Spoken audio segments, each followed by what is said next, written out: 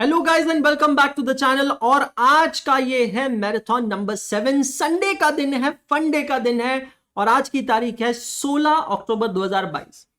दोस्तों मुझे पता है कि यार आप लोग सोच रहे होंगे कि सर क्या आज बैठ के संडे को पढ़ रहे हैं, क्यों पढ़ रहे हैं, लेकिन मैं ये चीज कहना चाहूंगा कि कुछ संडे और कुछ दिवालियां अगर आप सैक्रिफाइस करोगे तो जिंदगी में हर दिन दिवाली बनाओगे।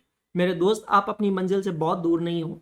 मैं हूं आपका होस्ट और आपका दोस्त Anshul Agarwal, director and educated leader of Unacademy CA. स्वागत करता हूं आप सभी का अनअकैडमी के इस वंडरफुल चैनल पे। और मैं आप लोगों के लिए लेके आ रहा हूं structured marathons CA intermediate accounting for नवंबर 2022 की। दोस्तों मैं फर्स्ट अटेम्प्ट में सीए और सीएस बना हूं 2011 में और पिछले 10 सालों से मैं पढ़ा रहा हूं। I'm ranking as number 1 educator on Unacademy's platform for CA, and I teach CA foundation accounts and intermediate accounting and cost and management accounting. Well, more than that, the icing on the cake is I would also like to share this fact that I'm the only educator and the first educator on Unacademy who have been watched for more than 100 plus million minutes and with 50,000 plus students following me in just last 2 years. Well, आज से आपके examination में बचते हैं 16 दिन। आज की date है 16 अक्टूबर। अक्टूबर के कितने दिन बचेंगे? 15 दिन। और नवंबर का एक दिन, क्योंकि 2 नवंबर को आपकी पेपर है, तो 16 दिन बचते हैं। ये सारी लिस्ट ऑफ टॉपिक्स है जो हमको कवर करना है। और जो बच्चे आज मेरे साथ इस सेशन में नए ज्वाइन कर रहे हैं उन लोगों की इंफॉर्मेशन के लिए बता दूं, ये एक आर्काइव प्रीमियर है जहां पे पहले का एक वीडियो मैं आप लोगों के लिए स्टिच एंड बाइंड करके प्ले कर रहा हूं ताकि आप उसको अच्छे से पढ़ सको और एंजॉय कर सको। अभी तक हमारे ये सारे सेशंस हो चुके हैं। लेक्चर नंबर 1, 2, 3, 4, 5, 6 हो चुका है और आज हम देख रहे हैं lecture number 7 on 2 more important accounting standard, AS16 borrowing cost and AS10 property plant and equipment. और कल का जो मैराथन होगा that's going to be the last marathon of accounting on chapter of accounting of single entry system accounting from incomplete records, which is on 17th October 2022. इसके बाद 18th 19 20 21 costing के 4 दिन 4 marathons लगने वाले हैं आप लोगों के लिए, यही सेम टाइमिंग पे इसी चैनल पे दोपहर में 3 बजे। I believe in my success mantras of patience, trust and self-reliance, and I endorse and request you all to follow these success mantras for success in your life. दोस्तों आप लोग मुझे देख रहे हैं अनअकैडमी के यूट्यूब चैनल पे। Unacademy provides you free and highest quality of education, that's very important, from the highly experienced and highly qualified professionals. मतलब जो अनअकैडमी पे एजुकेटर है वो सब चार्टर्ड अकाउंटेंट्स है, हाईली एक्सपीरियंस्ड है और आप लोगों के लिए अपना एक्सपीरियंस और नॉलेज एक साथ लेके आते हैं और उसके साथ वो हार्डवर्किंग भी है। लेकिन अगर आप मुझसे स्ट्रक्चर्ड तरीके से पढ़ना चाहते हैं तो आपको अनअकैडमी प्लस का सब्सक्रिप्शन लेना होगा। अनअकैडमी प्लस पे सीए इंटरमीडिएट मई 2023 के लिए मेरी एक बैच चल रही है for accounting as well as cost and management accounting. तो अगर मई 23 के एस्पायरेंट आप हैं या आपके फ्रेंड्स हैं तो वो मुझसे अगर पढ़ना चाहते हैं तो अनअकैडमी प्लस पे सब्सक्राइब करके मेरी वो बैच को आराम से देख सकते हैं। जो 2 अकाउंटिंग स्टैंडर्ड्स आज हम पढ़ने जा रहे हैं ये काफी इजी अकाउंटिंग स्टैंडर्ड्स है। इंपॉर्टेंट नो इंपॉर्टेंट मैं उस पर जजमेंट नहीं दूंगा बिकॉज पीवाईक्यू एनालिसिस आप लोगों के सामने है। टाइम एंड अगेन अलग अलग एग्जामिनेशन में इंस्टीट्यूट ये अकाउंटिंग स्टैंडर्ड्स पूछता आया है, आप लोगों के सामने है। ऐसे 2 एग्जाम्स हुए नवंबर 20 और मई 2022 which is the most recent examination, जहां पे इंस्टीट्यूट ने इन दोनों चैप्टर्स पे, इन दोनों अकाउंटिंग स्टैंडर्ड्स पे एक साथ क्वेश्चन पूछे हैं। मतलब 5 और 5 10 मार्क का वेटेज यहां से निकला है। But I will not come to a conclusion कि आज के मैराथन से आप पूरे 10 मार्क लेकर जाएंगे। तो एक काम करते हैं, बिना किसी देरी के आगे बढ़ते हैं। क्योंकि ये आर्काइव प्रीमियर है तो मैं आपसे रिक्वेस्ट करूंगा कि मेरे साथ के साथ आप नोट्स बनाते रहिए, बी पार्टिसिपेटिव क्वेश्चंस जो भी हो रहे हैं उसको साथ के साथ सॉल्व करते रहिएगा and that's going to be really very amazing for you. Enjoy your marathon. और हम यहाँ पे आज देखने वाले हैं 2 accounting standard, accounting standard 16 borrowing cost और accounting standard 10 property plant and equipment. दोनों ही स्टैंडर्ड्स बहुत ज़्यादा इंपॉर्टेंट स्टैंडर्ड्स हैं।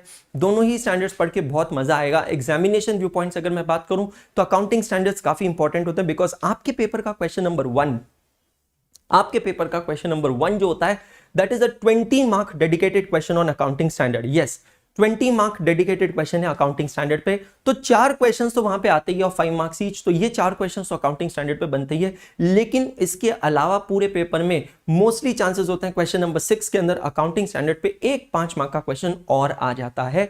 मतलब इस तरीके से अगर मैं अकाउंटिंग स्टैंडर्ड्स की बात करता हूं तो 25 मार्क का वेटेज होता है।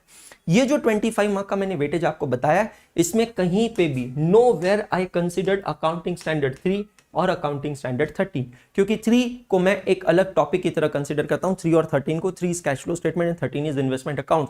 तो अगर मैं उसको अकाउंटिंग स्टैंडर्ड की ही तरह कंसीडर करता हूं तो बाकी सारे स्टैंडर्ड्स का वेटेज 25 मार्क्स और इन दोनों का कंबाइंड वेटेज अगर मैं निकाल लूं एवरेज में मिनिमम 15 मार्क वेटेज मान के चलो, तो 25 और 15 मतलब कम से कम 40 मार्क का वेटेज अकाउंटिंग स्टैंडर्ड्स कैरी करते हैं। The good thing about accounting standards is, I will really like to tell you that group 1 के अंदर, इंटर G1 के अंदर अकाउंटिंग स्टैंडर्ड्स काफी कम है और G2 के अंदर अकाउंटिंग स्टैंडर्ड्स काफी ज्यादा है। ऋतिक तिवारी जी, मैं अपने सेशन के शुरुआत में बोल चुका हूं कि मार्कअप मार्कडाउन का कंसेप्ट डिपार्टमेंट का जो रह गया है वो मैं अपने सेशन के एंड पे करवा दूंगा once I finish the accounting standards. Patience रखिएगा, बस ये मैं आपसे रिक्वेस्ट करूंगा, ठीक है। Let's get started and let's move ahead. Accounting standard 16 borrowing cost, बहुत ही अमेजिंग स्टैंडर्ड है। प्रोग्रेशन क्या होने वाला है आज के जो हमारा सेशन है, आज के सेशन के अंदर मुझे बोलना ज्यादा है और आपको करना कम है, वैसे करना आपको भी उतना ही है।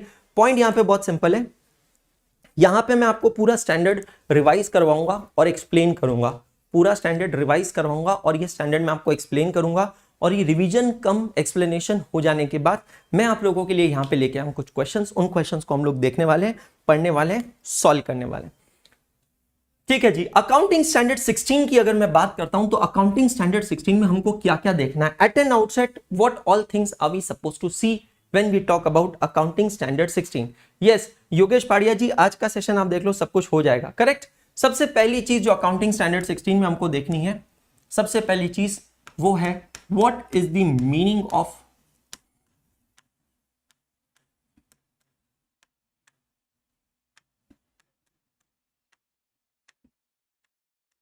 borrowing cost।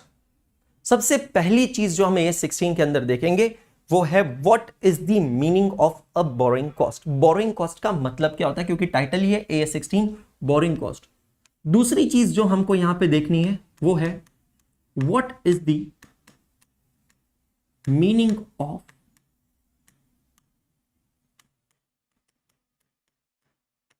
qualifying asset। what is the meaning of qualifying asset, ये दूसरी चीज हमको यहां पे देखनी है। तीसरी चीज जो हम यहां पे देखने वाले हैं वो ये है कि एक बार हमने बोरोइंग कॉस्ट का मतलब समझ लिया तो फिर हम देखने वाले हैं बोरोइंग कॉस्ट का ट्रीटमेंट, बोरोइंग कॉस्ट का ट्रीटमेंट। अब ये जो बोरोइंग कॉस्ट का ट्रीटमेंट हम लोग यहां पे देखने वाले हैं, ये दो तरीके से देखने वाले हैं, तीन तरीके से रादर मैं कहूंगा। Treatment of borrowing cost on working capital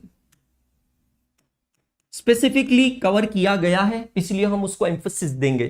treatment of borrowing cost on working capital, treatment of borrowing cost on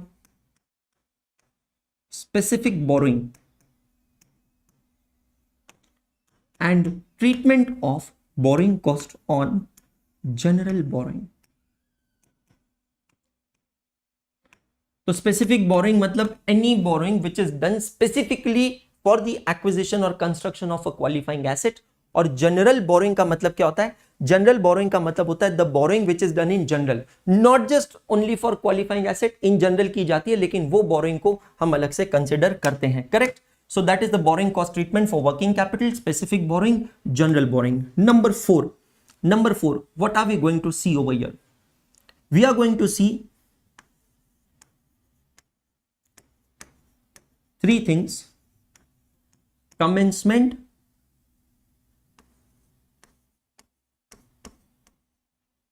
suspension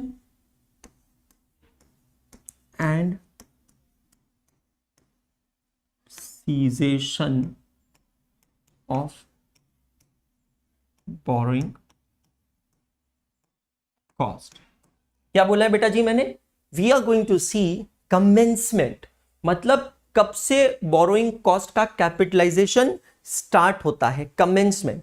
दूसरा we are going to see suspension, कब बोरोइंग कॉस्ट सस्पेंड होती है। और तीसरा सीजेशन, कब खत्म हो जाती है, when does the borrowing cost capitalisation ceases. ये सारी चीजें मैं यहां पे बताने वाला हूं, है ना बेटा जी। आप लोगों को मैं कह रहा हूं, अब अगर किसी ने भी इसके बाद मार्कड अप और मार्कडाउन के बारे में कमेंट लिखा ना, तो ये मेरी नहीं, आपकी जिम्मेदारी बनती है। जितने भी लोग यहाँ लाइव देख रहे हैं उनकी जिम्मेदारी बनती है। मैं चैट्स बार बार नहीं देख रहा हूं, आप लोग चैट्स देख रहे हैं, मुझसे ज्यादा ये आपको डिस्टर्ब करता है।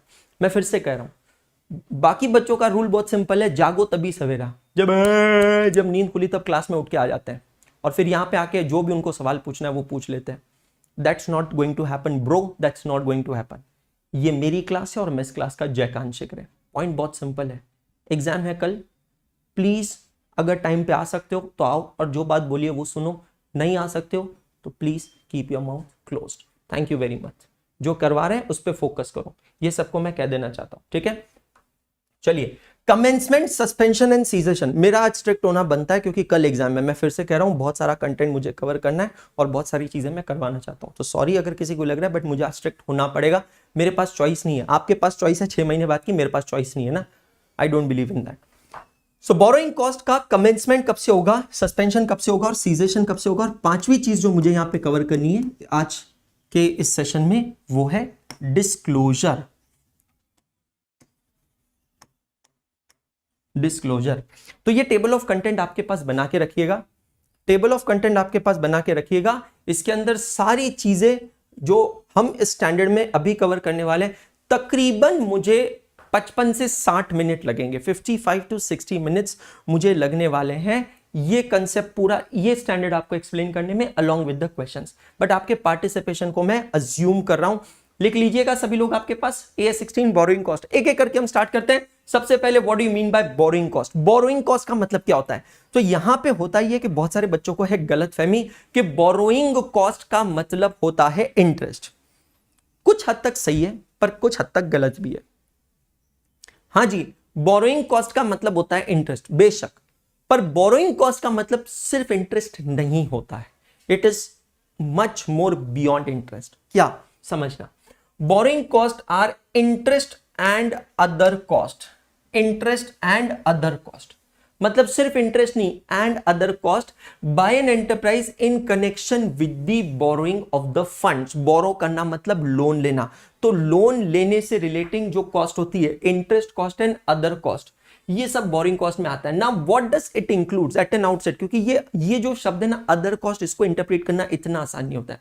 इट इंक्लूड्स इंटरेस्ट, ये तो सबको पता ही है, क्योंकि बोरोइंग कॉस्ट बोलते ही सबसे पहले होता है इंटरेस्ट, कमिटमेंट चार्जेस, है ना, amortization of discount and premium on redemption relating to borrowing, amortization of ancillary cost, finance charges in respect of assets acquired under the finance lease or under other similar arrangements, exchange differences arising from foreign currency borrowing to the extent that they are regarded as an adjustment to interest cost, adjustment to the interest cost। मतलब ये सिर्फ आपको examples दिए, इसको रटना नहीं, नहीं तो बैठ के रटोगे, इसको रटना नहीं है।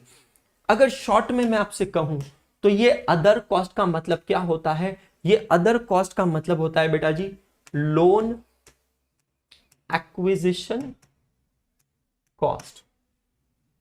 आपको बैंक से लोन चाहिए, वो लोन लेने के लिए आपको कुछ खर्चा करना पड़ता है, आपको बैंक से लोन चाहिए, बैंक से वो लोन लेने के लिए कुछ खर्चा करना पड़ता है, उसको कहते हैं लोन एक्विजिशन कॉस्ट।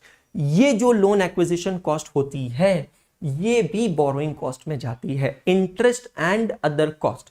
जैसे कि लोन प्रोसेसिंग फीस, कोई भी लोन जब आप लेते हैं तो उसकी जो प्रोसेसिंग फीस लगती है, that comes under the definition of the borrowing cost. Now coming to interest on working capital, we are talking about the borrowing cost on working capital, क्योंकि अकाउंटिंग स्टैंडर्ड 16 के अंदर हम यहां पे जो बोरोइंग कॉस्ट देखते हैं वो बोरोइंग कॉस्ट किसकी देखते हैं, हम यहां पे बोरोइंग कॉस्ट देखते हैं क्वालिफाइंग एसेट की।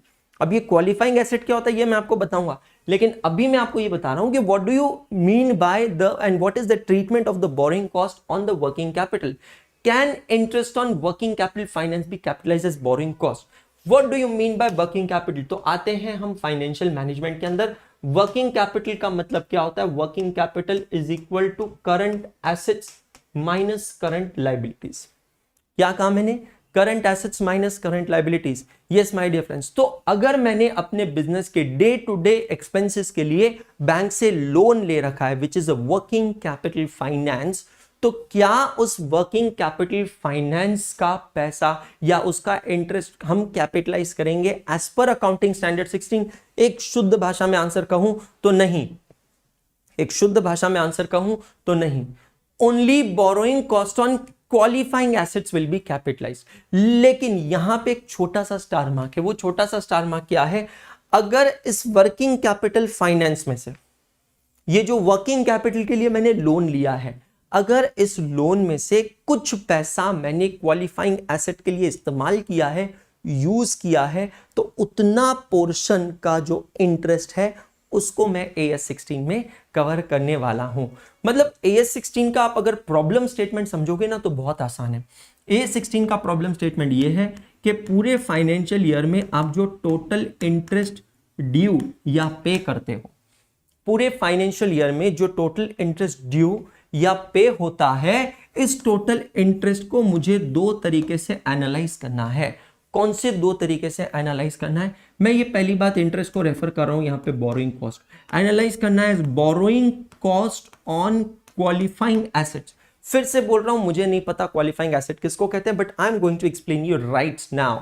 क्वालिफाइंग एसेट्स पे जो भी बोरोइंग कॉस्ट होती है उसका ट्रीटमेंट क्या होता है? उसका ट्रीटमेंट होता है एज पर अकाउंटिंग स्टैंडर्ड 16, और एज पर अकाउंटिंग स्टैंडर्ड 16 इसको हम क्या करते हैं? इसको हम करते हैं कैपिटलाइज। ये क्लियर हो गया?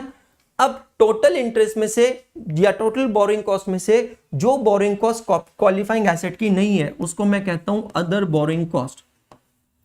क्या कहते हैं बेटा जी? उसको अदर बोरोइंग कॉस्ट। ये जो अदर बोरोइंग कॉस्ट होती है इसका ट्रीटमेंट होता है एज पर अकाउंटिंग स्टैंडर्ड 5। अकाउंटिंग स्टैंडर्ड 5 का टाइटल क्या है? नेट प्रॉफिट और loss for the period, prior period items and changes in accounting policies. और ये आप पढ़ने वाले हैं ग्रुप 2 एडवांस्ड अकाउंटिंग के अंदर, और इसको हम ट्रीट करते हैं एज अ रेवेन्यू एक्सपेंडिचर। और क्योंकि रेवेन्यू एक्सपेंडिचर ट्रीट करते हैं, हम उसको डेबिट करते हैं P&L अकाउंट में। Other borrowing cost is debited to P&L account. तो पॉइंट यहां पे बहुत सिंपल होता है, वर्किंग कैपिटल मतलब बिजनेस का डे टू डे एक्सपेंसेस के लिए जो मैं लोन लेता हूं, इस लोन को आप स्पेसिफिकली वर्किंग कैपिटल लोन कह सकते हो। It can be a cash credit facility, it can be even an overdraft facility. इसका जो इंटरेस्ट होता है क्या वो कैपिटलाइज होगा? जेनेरिक आंसर है नहीं होगा। लेकिन अगर आपने वर्किंग कैपिटल फाइनेंस में से कुछ पैसा इस्तेमाल किया है for the purpose of acquisition and construction, दो शब्दों का इस्तेमाल कर रहा हूं, एक्विजिशन और construction of a qualifying asset, तो डेफिनेटली आप उसको कैपिटलाइज करने वाले हो। तो सवाल ये उठता है कि क्वालिफाइंग एसेट कौनू चिड़िया का नाम है? ये क्वालिफाइंग एसेट कौनू चिड़िया का नाम है? समझिएगा, what is the qualifying asset? A qualifying asset is an asset that necessarily takes a substantial period of time to get ready for its intended use और sale. A qualifying asset is an asset, it is an asset that necessarily takes a substantial period of time. Necessarily takes a substantial period of time. Substantial period of time is defined under ASI 1, मतलब Accounting Standard Interpretation। ASI means Accounting Standard Interpretation number 1 में define किया है that a substantial period is a rebutable presumption of a period of more than 12 months। तो अगर किसी भी asset को बनने में 12 मंथ से ज्यादा लगते हैं for its to get ready for its intended use और सेल, यहां से दो शब्द निकल के सामने आते हैं नादान परिंदों, जिसको मैं अलग से हाईलाइट करना चाहूंगा, यूज और सेल। अब इसका मतलब समझना, यूज हम जो करते हैं उसको हम कहते हैं एसेट, और सेल जो करते हैं उसको हम कहते हैं इन्वेंटरी। ये बहुत बड़ी बात है, समझ लेना। क्वालिफाइंग एसेट, क्वालिफाइंग एसेट जो है, क्या ये सिर्फ हमारी एसेट होती है या ये इन्वेंट्री भी हो सकती है? तो अकाउंटिंग स्टैंडर्ड 16 उसको बहुत क्लियरली डिफाइन करता है। A qualifying asset is an asset that takes substantially, that necessarily takes a substantial period of time. How do you define substantial? More than 12 months to get ready for its intended use. use हम जो चीज को करते हैं उसको कहते हैं asset, और सेल को हम कहते हैं इन्वेंट्री। मतलब समझना, क्वालिफाइंग एसेट एक एसेट भी हो सकती है और एक इन्वेंट्री भी हो सकती है, दोनों हो सकती है। Qualifying asset can be an asset also और can be inventory also. Sir दोनों का एक एक एग्जाम्पल दे सकते हो? बिल्कुल दे सकता हूं। ये जो एयरलाइंस कंपनी होती है ना, जो एयरलाइंस कंपनी होती है, ये एयरलाइंस कंपनी को एयरक्राफ्ट कंपनी, मैन्युफैक्चरिंग कंपनी को ऑर्डर्स देने पड़ते हैं। तो जैसे कि एग्जांपल लेते हैं, इंडिया के अंदर इंडिगो एयरलाइंस ने ऑर्डर दिया है बोइंग को कि आप हमें प्लेन दीजिए। तो बोइंग कोई तुरंत डिलीवरी नहीं दे सकता है, ठीक है। बोइंग क्या करता है, ये ऑर्डर रिसीव करता है, ऑर्डर रिसीव करने के बाद प्रोडक्शन होता है, प्रोडक्शन हो जाने के बाद प्लेन डिलीवर होता है। ये जो प्लेन है ना, ये जो प्लेन है, ये प्लेन को इंडिगो एयरलाइंस यूज करता है टू अर्न मनी। तो मतलब इंडिगो के लिए ये प्लेन क्या हो गई, एसेट हो गई, बराबर। Now if acquisition of this asset, construction of this asset takes more than 12 months, then it is a qualifying asset. Answer is yes. Is it a qualifying asset? Answer is yes. अगर मैं बात करता हूं Boeing company के लिए, जिनके लिए ये प्लेन है इन्वेंटरी, क्या है इन्वेंटरी, सेल बेचते हैं ना वो, अब उनके लिए भी ये क्वालिफाइंग एसेट हो जाएगी. क्यों क्वालिफाइंग एसेट हो जाएगी? Because it takes substantial period of time, more than 12 months to get construction. So basically qualifying assets के अंदर हम ऐसी एसेट्स की बात करते हैं दोस्तों, चाहे वो एसेट हो या वो इन्वेंट्री हो, पर उसको बनने में, इंटेंडेड यूज के लिए बनने में 12 महीने से ज्यादा लगता है. शिप बिल्डिंग के केस में शिप्स एग्जांपल हो सकता है, कंस्ट्रक्शन इंडस्ट्री का हम एग्जांपल लिख सकता है. सबसे कॉमन एग्जांपल है ना यार कंस्ट्रक्शन इंडस्ट्री, सबसे कॉमन एग्जांपल है. मैं एक कॉन्ट्रैक्टी हूं, मैंने एक कॉन्ट्रैक्टर से कहा है कि मेरा बंगला बना दो, है नहीं बता, मेरा बंगला बना दो. तो वो मेरा जो बंगलो बनाएगा, बंगलो बनाने में टाइम लगेगा, ऑब्वियसली 12 मंथ से ज्यादा लगेंगे. तो वो बंगलो मेरी एसेट है, उसको बनाने में 12 मंथ से ज्यादा टाइम लगेगा. उसके लिए जो इंटरेस्ट पे होगा वो मेरी बोरोइंग कॉस्ट होगी एज पर अकाउंटिंग स्टैंडर्ड 60. ये चीज आपको समझना है. अगर कोई बिल्डर खुद से सू मोटो ऑन हिज ओन विल वो बिल्डिंग्स बनाता है और फ्लैट्स बना के बेचता है, तो उसके लिए वो स्टॉक इन ट्रेड है, इन्वेंटरी है. समझ रहे हो? क्योंकि उसके लिए वो इन्वेंटरी है, तो वो क्या करने वाला है, it is going to be again take a substantial period of time, और वो कैपिटलाइज करने वाला है. सो एग्जांपल्स ले लीजिए, manufacturing plants, power generation plants, inventories that require substantial period of time to get them to a saleable condition, and investment properties.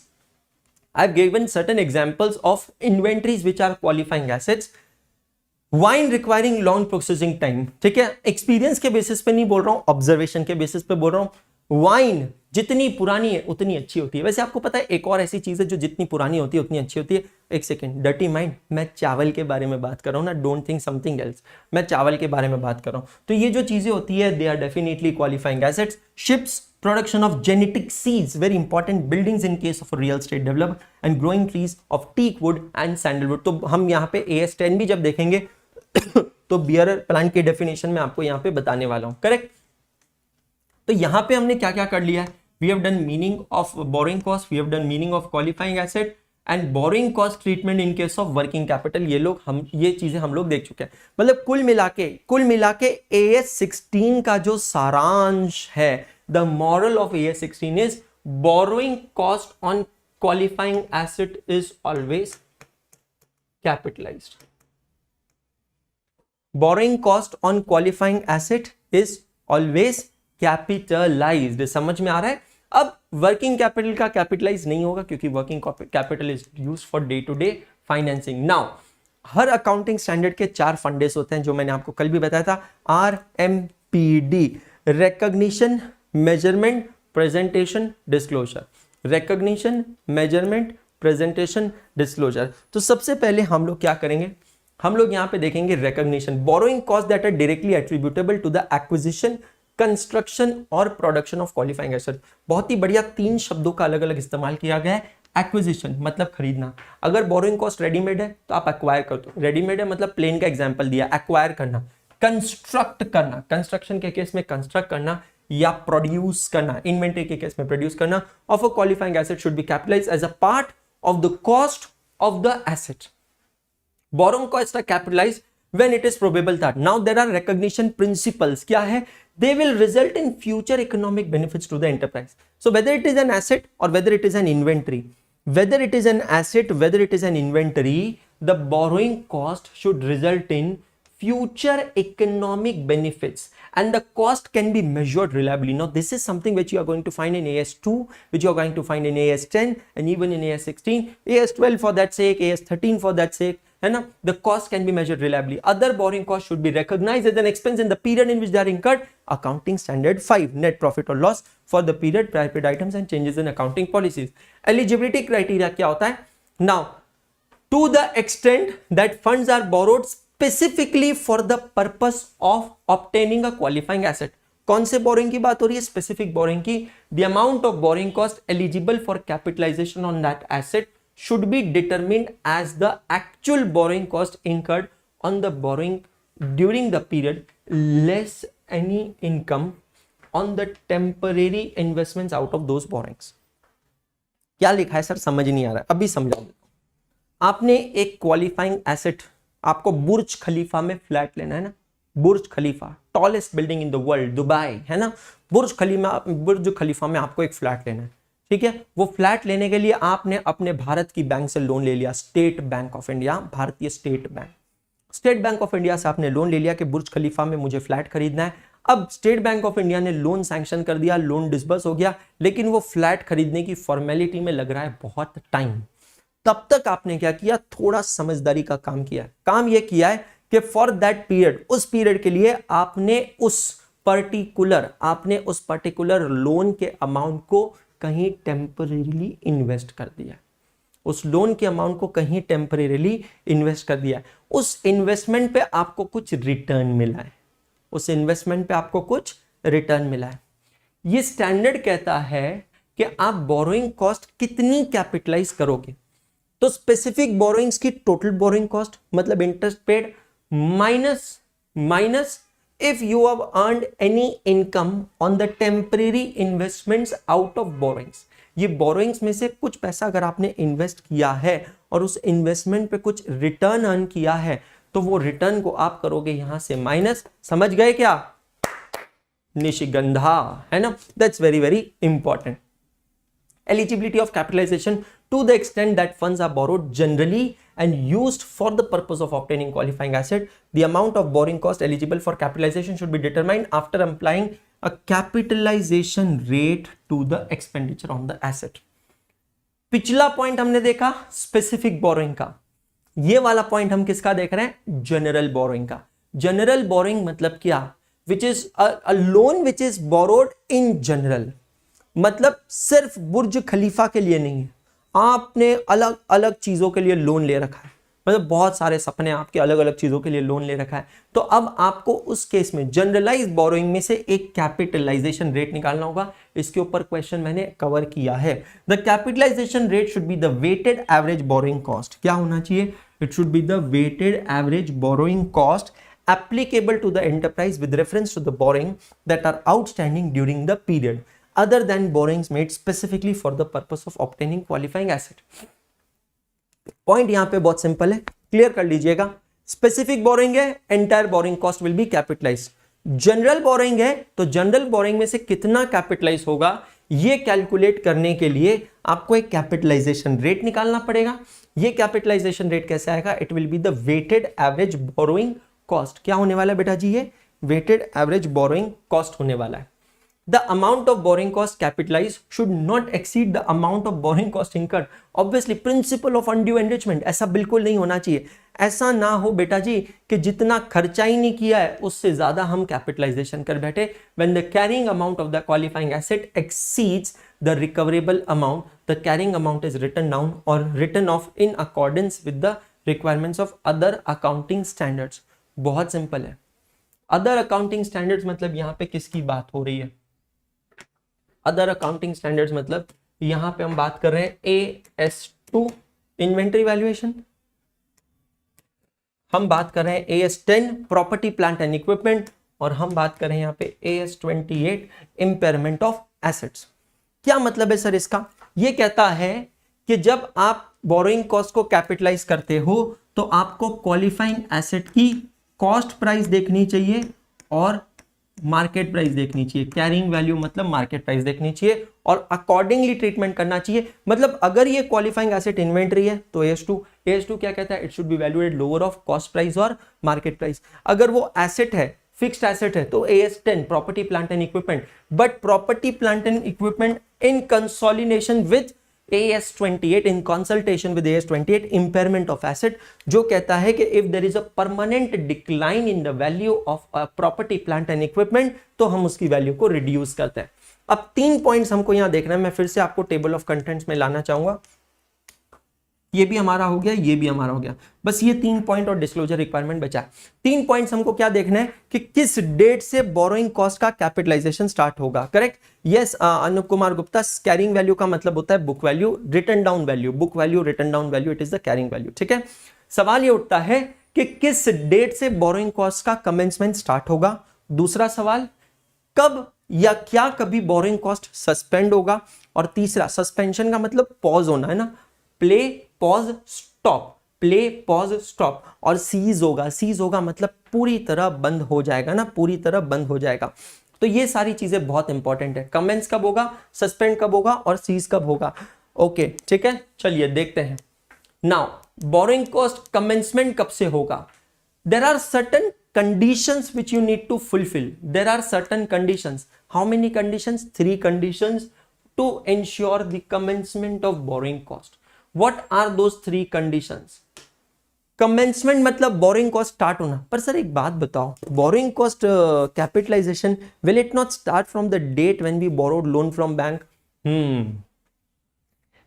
ऐसे कुछ conditions हो सकते हैं बेटा कि बैंक से लोन सैंक्शन हो चुका है, बैंक से लोन डिसबर्स हो चुका है, बैंक ने जिस दिन लोन दे दिया उस दिन से बैंक इंटरेस्ट का चार्ज करने लगा है, लेकिन जिस पर्पस के लिए आपने ये लोन लिया है वो पर्पस पे अभी कोई एक्टिविटी नहीं हुई है। मतलब क्या, the capitalization of borrowing cost should commence when, very important word, all the following conditions are satisfied.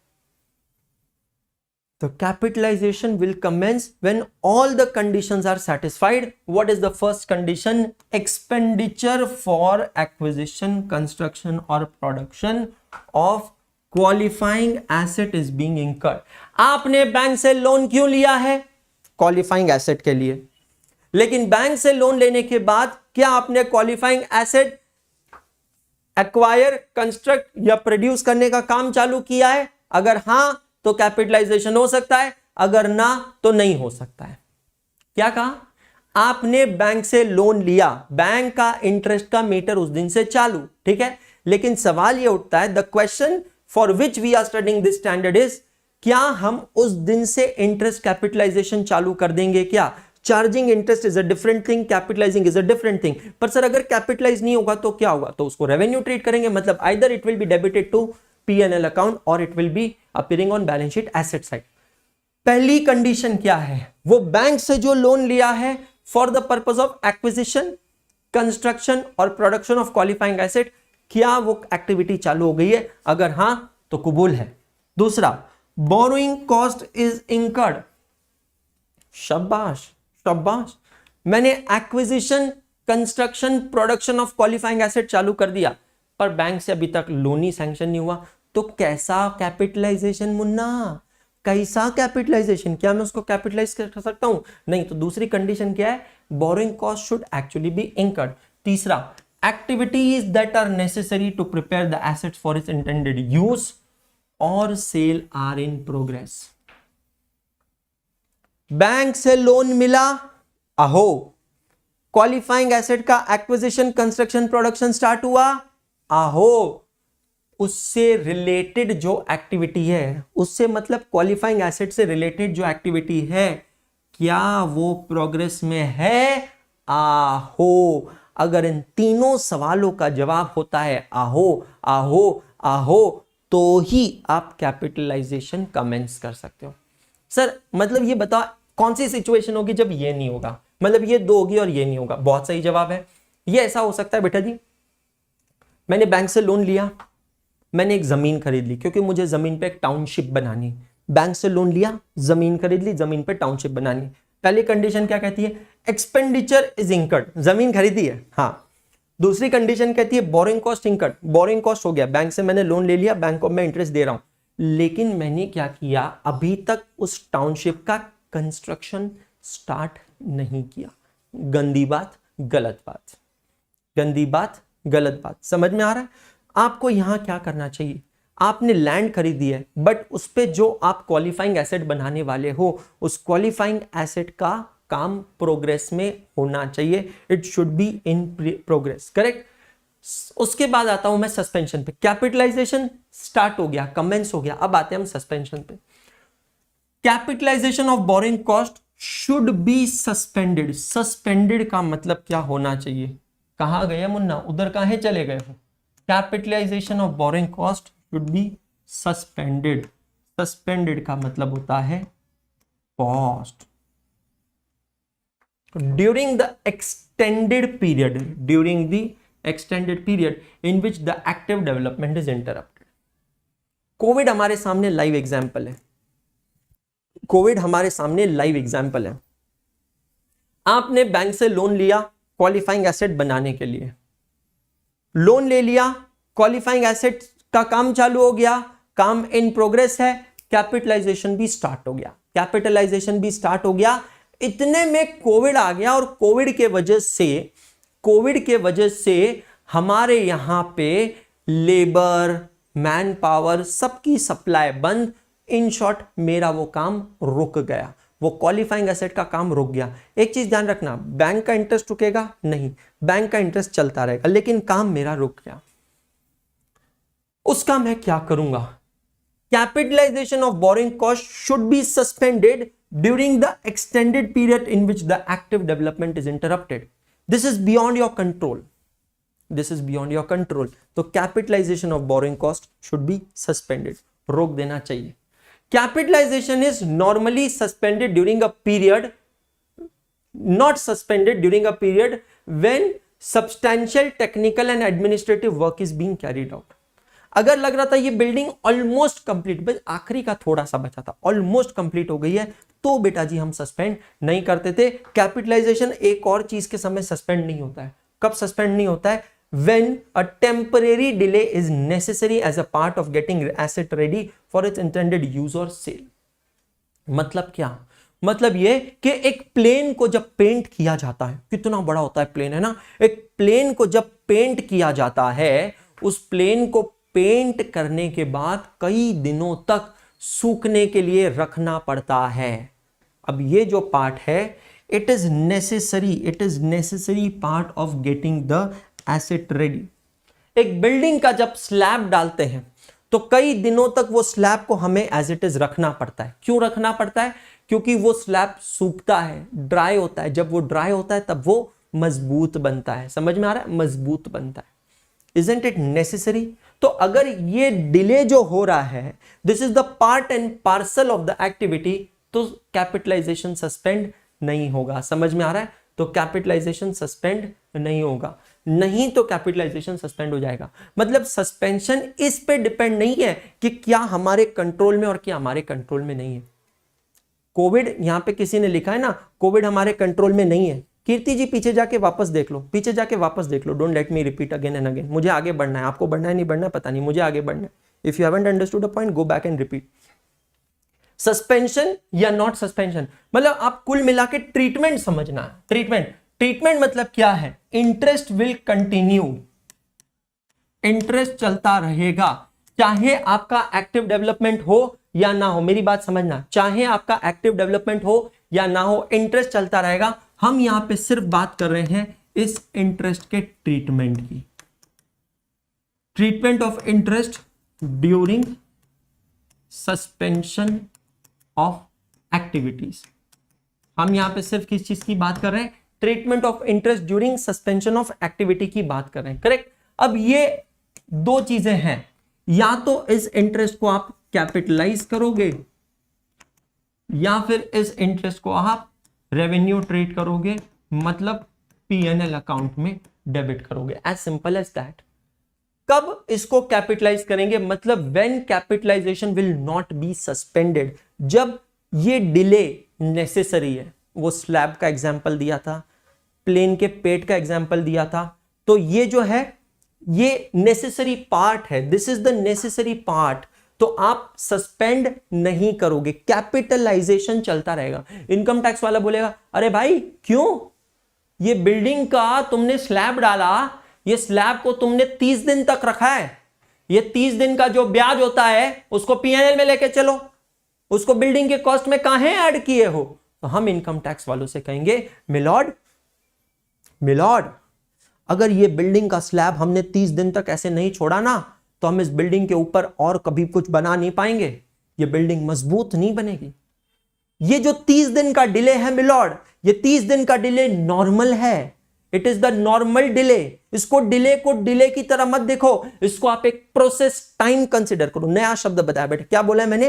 Process time consider करो। So if the delay is a part of the processing time, तो हम capitalisation stop करेंगे। नहीं milord, ये 30 दिन का समय जरूरी है, नहीं तो ये छत गिर जाएगी और कई लोगों की जान चली जाएगी और उनकी खून का इल्जाम आपके सर पे होगा। मिलॉर्ड, ये 30 दिन का जो इंटरेस्ट चार्ज हुआ है ये कैपिटलाइज होगा, इसको बिल्डिंग की कॉस्ट में जाने दीजिए, ना कि ये पीएनएल में जाएगा, ना कि ये पीएनएल में जाएगा। ये बात बिल्कुल सही बोले हो, ये बात बिल्कुल, मतलब सस्पेंड कब होगा, सस्पेंड कब होगा?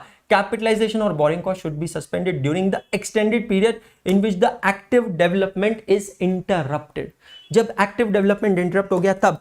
कोविड का एग्जांपल दूंगा मैं फिर से, पूरे लेबर्स आए यूपी बिहार से, लेकिन जैसे ही लॉकडाउन लगा सारे लेबर यूपी बिहार वापस। अब सारे लेबर चले गए, मेरे साइट पे काम कौन करेगा? मैं करूं? नहीं, मेरी साइट रुक गई। साइट पे काम रुक गया पर बैंक का इंटरेस्ट चालू। अब ये जो पीरियड है ना, एक्सटेंडेड पीरियड, 2 महीने तक काम रुका, ये 2 महीने का जो इंटरेस्ट है ये मैं कैपिटलाइज नहीं कर सकता हूं। ये जो 2 महीने का इंटरेस्ट है बेटा जी, इसको मुझे कहां डेबिट करना पड़ेगा? पीएनएल को डेबिट करना पड़ेगा। फिर जब काम रिज्यूम हो जाएगा, वापस काम रिज्यूम हो जाएगा, तब कैपिटलाइजेशन स्टार्ट हो जाएगा। और फिर एक पॉइंट आएगा जब ये कैपिटलाइजेशन सीज हो जाएगा। सीज हो जाएगा मतलब बंद हो जाएगा। कब ये कैपिटलाइजेशन बंद होगा इसकी कंडीशन देख लेना। कैपिटलाइजेशन और boring cost should cease when substantially all the activities necessary to prepare the qualifying assets for it intended use और सेल आर कंप्लीटेड। जिस दिन बेटा रिबन कट जाएगा ना, जिस दिन, आइए आइए स्वागत है, आइए स्वागत है, वेलकम वेलकम। जिस दिन रिबन कट जाएगा उस दिन आपकी क्वालिफाइंग एसेट कंप्लीट हो जाएगी, और जिस दिन क्वालिफाइंग एसेट कंप्लीट हो जाएगी उस दिन आपका कैपिटलाइजेशन सीज हो जाएगा। मतलब लोन अगर उसके बाद चल रहा है तो उसके बाद का इंटरेस्ट फिर कहां जाएगा? PNL account. मतलब यहां पे झगड़ा इस चीज पे नहीं चल रहा है, एएस 16 में झगड़ा इस चीज पे नहीं चल रहा है कि इंटरेस्ट चार्ज होगा या नहीं होगा। एएस 16 में झगड़ा एक सिंपल सी चीज पे चल रहा है कि ये इंटरेस्ट कहां पे होगा, इंटरेस्ट कहां पे जाएगा? पीएनएल में जाएगा या फिर ये इंटरेस्ट बैलेंस शीट के एसेट में जाएगा। बिल्कुल सही कह रहे हो। You feel like a regular class because reason is very simple, accounting standards needs clarity, योशना बुराना, and that's what I firmly believe, है ना, आई फर्मली बिलीव। यहां पे एक चीज और कही आपसे कि अगर आपकी क्वालिफाइंग एसेट पार्ट्स में बन रही है, अगर आपकी क्वालिफाइंग एसेट टुकड़ों में बन रही है, पार्ट्स में बन रही है, तो आपको पूरी एसेट खत्म होने का इंतजार नहीं करना है। You can even capitalise the cost in part. Example, ये एक रेजिडेंशियल हाउसिंग सोसाइटी है। रेजिडेंशियल हाउसिंग सोसाइटी के आप 3 टावर्स बना रहे हैं, tower A, tower B, tower C, ठीक है। अब tower A, tower B, tower C में से सबसे पहले टावर नंबर ए का फीता कट गया। आइए आइए आइए, स्वागत है आपका। टावर नंबर ए का फीता कट गया, इसका मतलब क्या है? हम टावर नंबर ए के बोरोइंग कॉस्ट को बंद कर देंगे, सीज कर देंगे। टावर बी और सी का चलता रहेगा। फिर दूसरी बार जब टावर नंबर बी का फीता कट जाएगा, आइए आइए आपका स्वागत है, तब टावर बी की बोरोइंग कॉस्ट भी सीज हो जाएगी। समझ में आ रहा है? फिर टावर सी बचेगा, और जिस दिन टावर सी का फीता कट गया, आइए आइए आपका स्वागत है, उस दिन टावर सी की भी बोरिंग कॉस्ट सीज हो जाएगी। मतलब कुल मिला के बात यह है, आपको कैपिटलाइजेशन स्टॉप करने के लिए, in order to stop capitalization you need not wait for all the 3 towers to get over, है ना। अकाउंटिंग स्टैंडर्ड 10 के अंदर भी एक वर्ड यूज हुआ है, कॉम्पोनेंटाइजेशन ऑफ एसेट, सब डिवीजन और कॉम्पोनेंटाइजेशन ऑफ एसेट, करेक्ट। तो वही वाली बात यहां पे हम देख रहे हैं। अब बिजनेस पार्क का एक example, DG set business park का एग्जांपल मैं दे चुका हूं। लास्ट है disclosure requirement. A financial statement should disclose the accounting policy adopted for borrowing cost and the amount of borrowing cost capitalised during the period. इसी के साथ accounting standard 16 समाप्त होता है। क्वेश्चंस की तरफ मैं आगे बढ़ रहा हूं। 40 मिनट मांगे थे, 40 मिनट हो गए।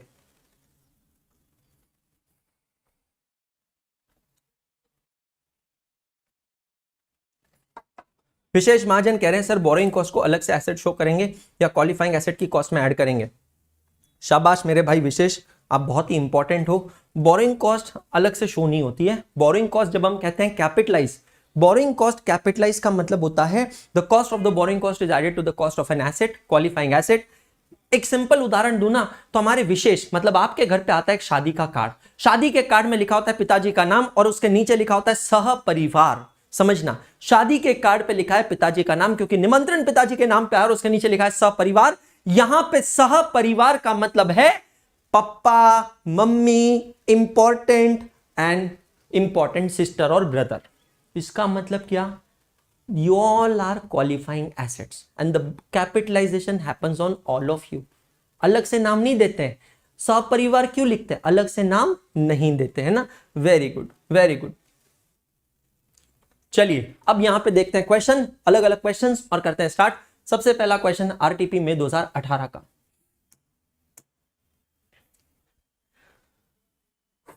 Very good. आरटीपी में 2018 का, very good. In May 2016, Capacity Limited took a bank loan to be used specifically, very good, बहुत बढ़िया, specific loan है, for construction of a new factory building. The construction was completed in January 2017. January 17 में construction खत्म हो गया and the building was put to use immediately thereafter.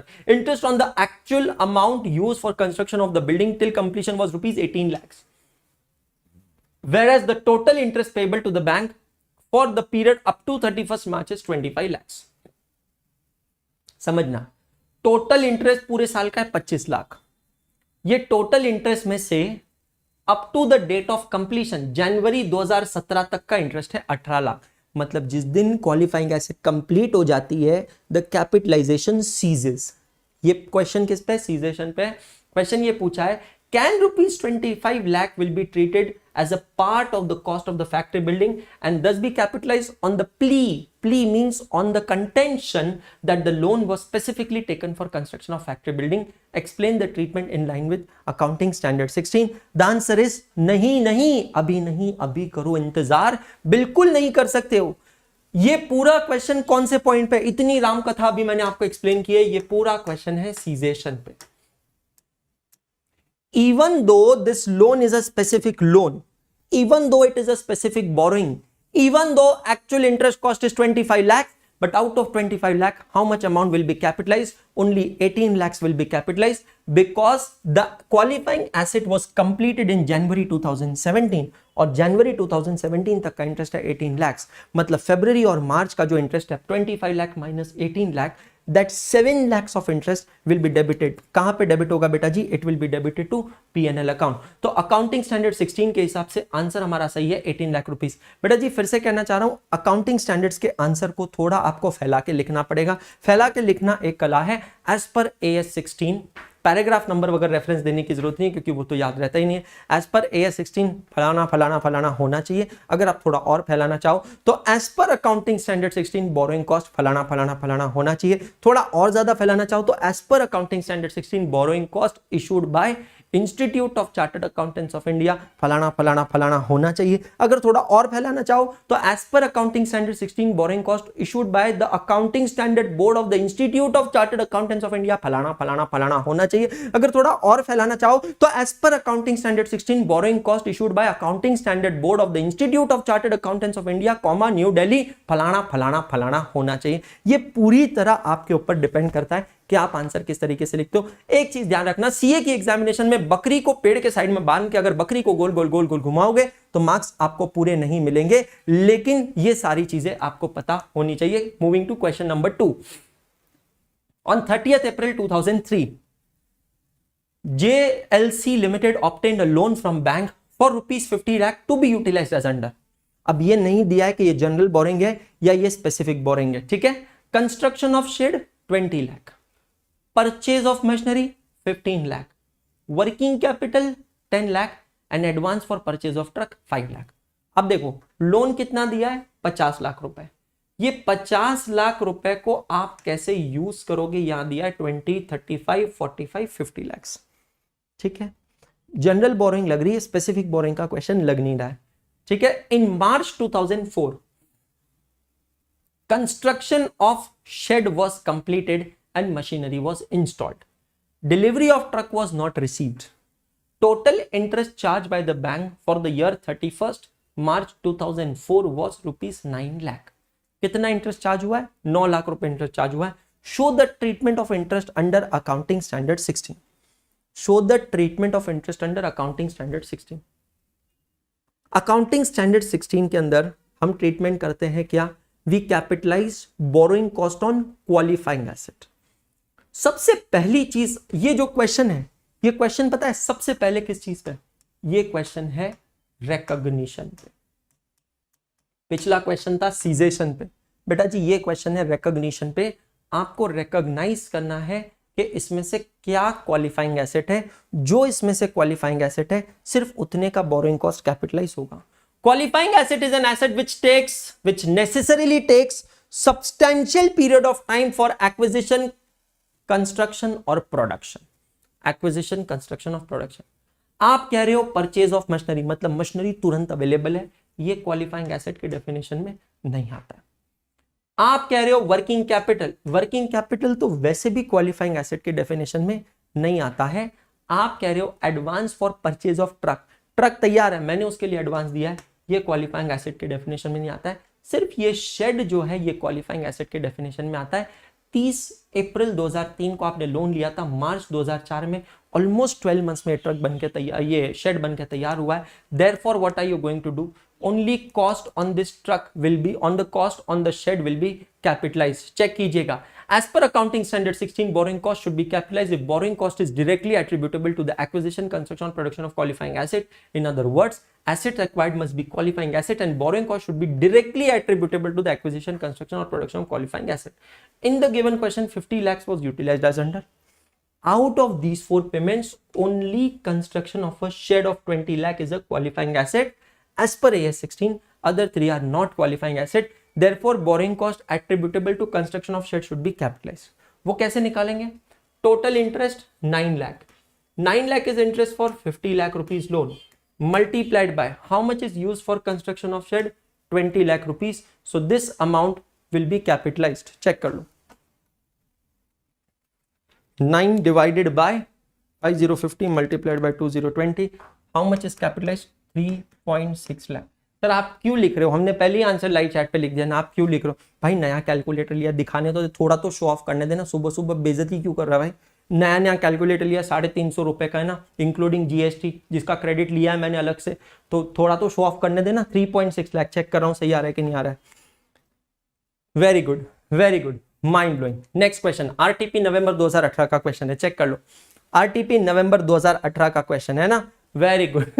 A company incorporated in June 2017 has set up a factory within a period of 88 months. ओह जबरदस्त, 8 महीने में भाई factory लाके खड़ी कर दी, जबरदस्त। With borrowed funds, the construction period of these assets has reduced drastically due to usage of technical innovations by the company. बहुत बढ़िया क्वेश्चन है बेटा, सच बता रहा हूं। Whether interest on borrowing cost of period for the period prior to the date of setting up factory should be capitalized, although it has taken less than 12 months. Question बहुत simple है, मैं आपको बता देता हूं क्या है ये क्वेश्चन। क्वेश्चन बहुत सिंपल है कि आप कहते हो कि अकाउंटिंग स्टैंडर्ड 16 में कोई भी एसेट क्वालिफाइंग एसेट कब बनती है, जब उसको बनने के लिए 12 महीने से ज्यादा का पीरियड लगता है, ठीक है। अब यहां पे हुआ ये कि आपने एक फैक्ट्री बनाई है जिसको वैसे तो बनने में 12 महीने से ज्यादा लगता था, लेकिन आपने क्या किया, टेक्निकल इनोवेशंस यूज किया, हाई फंडू टेक्नोलॉजी यूज की, हाई फंडू टेक्नोलॉजी यूज करने की वजह से आपने 8 महीने में ये फैक्ट्री को बना के तैयार कर दिया। सवाल ये पूछा है कि क्या आप इस बोरोइंग कॉस्ट को कैपिटलाइज कर सकते हो, क्योंकि अगर आप स्ट्रिक्टली A16 की डेफिनेशन में जाते हो तो 12 महीने की कंडीशन है। ये लोग कहते हैं यार हमने 8 महीने में किया, तो क्या मैंने गलती की, क्या मैंने कोई गलती की? आंसर है इसका नहीं। आंसर है यहाँ पे यस, ये बोरोइंग कॉस्ट कैपिटलाइज होगी, बाद में पढ़ लेना डिटेल में स्क्रीनशॉट लेके। यस, ये बोरोइंग कॉस्ट कैपिटलाइज होगी even though it has not taken 12 months. Sir क्यों? आपने तो कहा था बोरोइंग कॉस्ट तभी कैपिटलाइज होगी जब क्वालिफाइंग एसेट को 12 महीने से ज्यादा लगता है, फिर यहां पे ये बोरोइंग कॉस्ट कैपिटलाइज क्यों होगी? ये इसीलिए तो कह रहा हूं, ये मास्टर स्ट्रोक आंसर है, जरूर पढ़ लेना, स्क्रीनशॉट ले लेना। ये बोरोइंग कॉस्ट कैपिटलाइज इसीलिए होने वाली है because under normal situation this project would have taken 12 months, but due to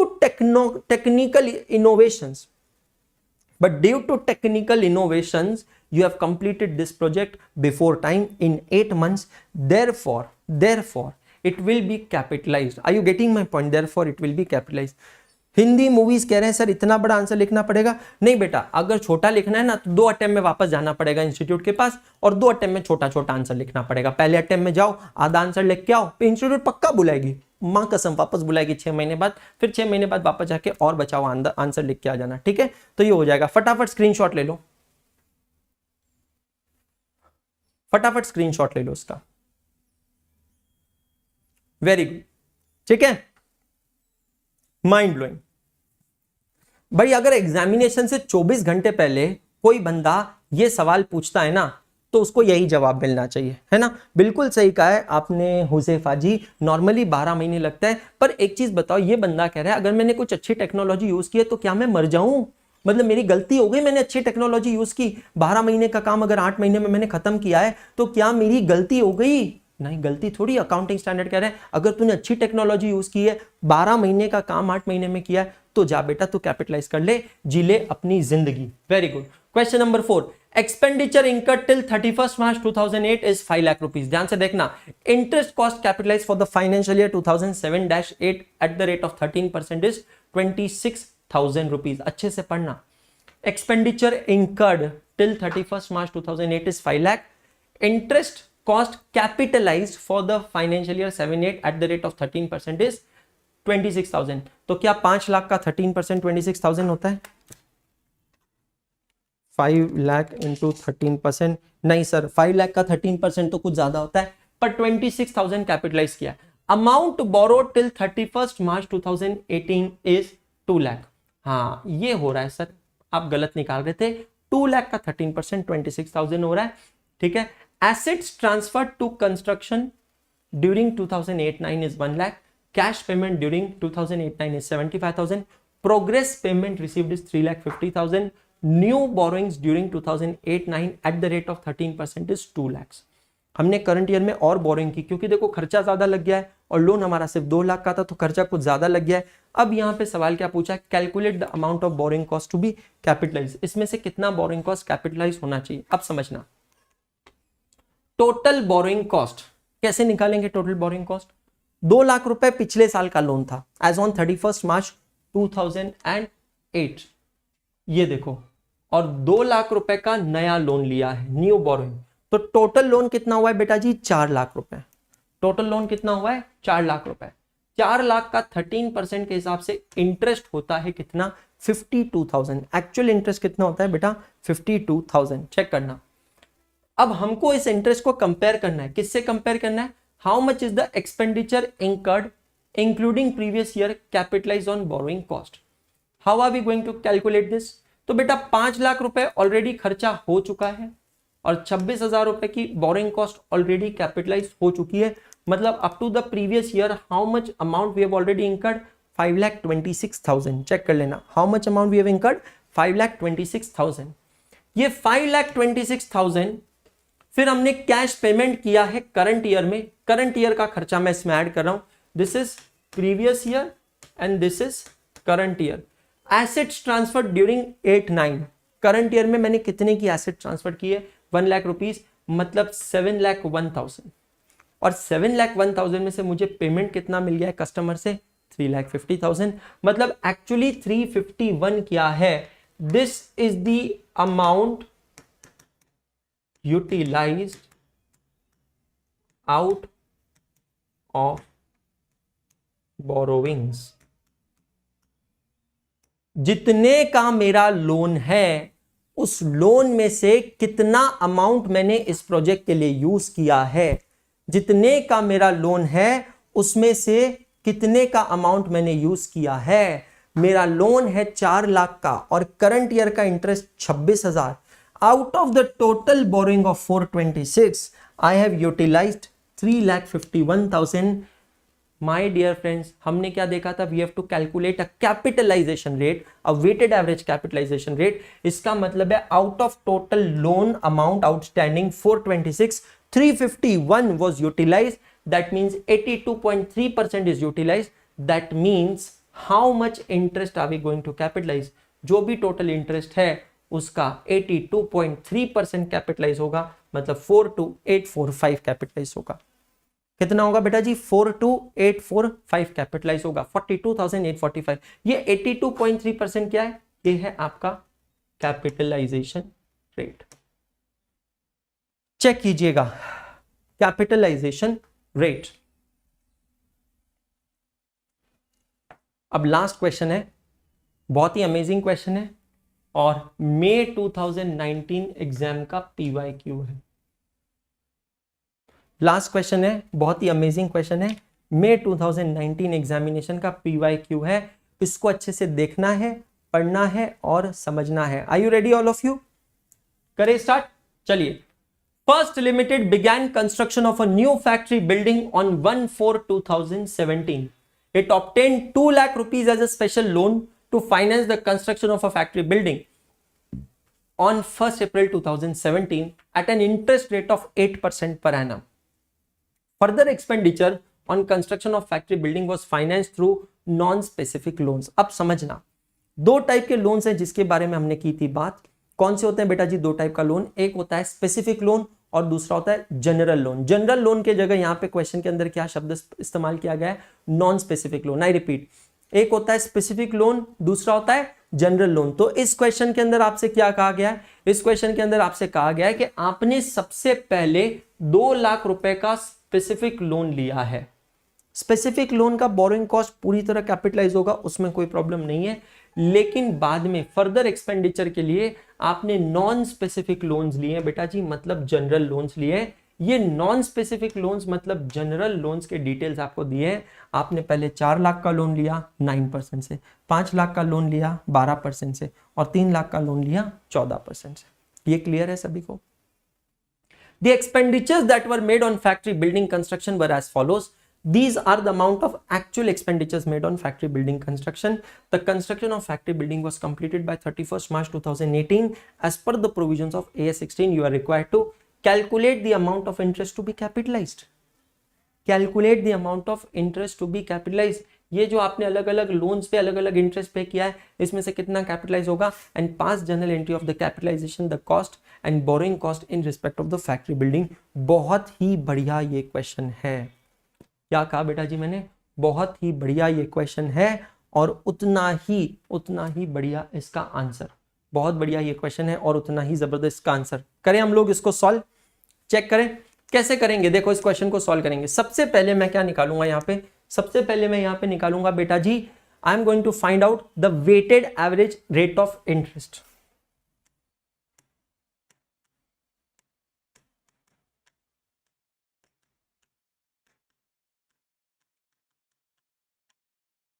how will I find out the weighted average rate of interest? तो मेरी बोरोइंग्स क्या क्या है?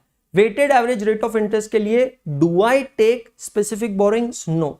वेटेड एवरेज इंटरेस्ट रेट के लिए I take general borrowings only. 4 lakh into 9%.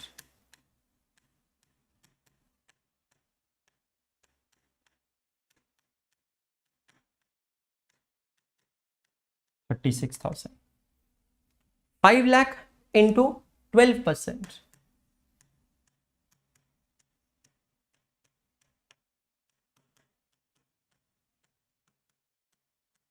$60,000. And 3 lakh into 14%.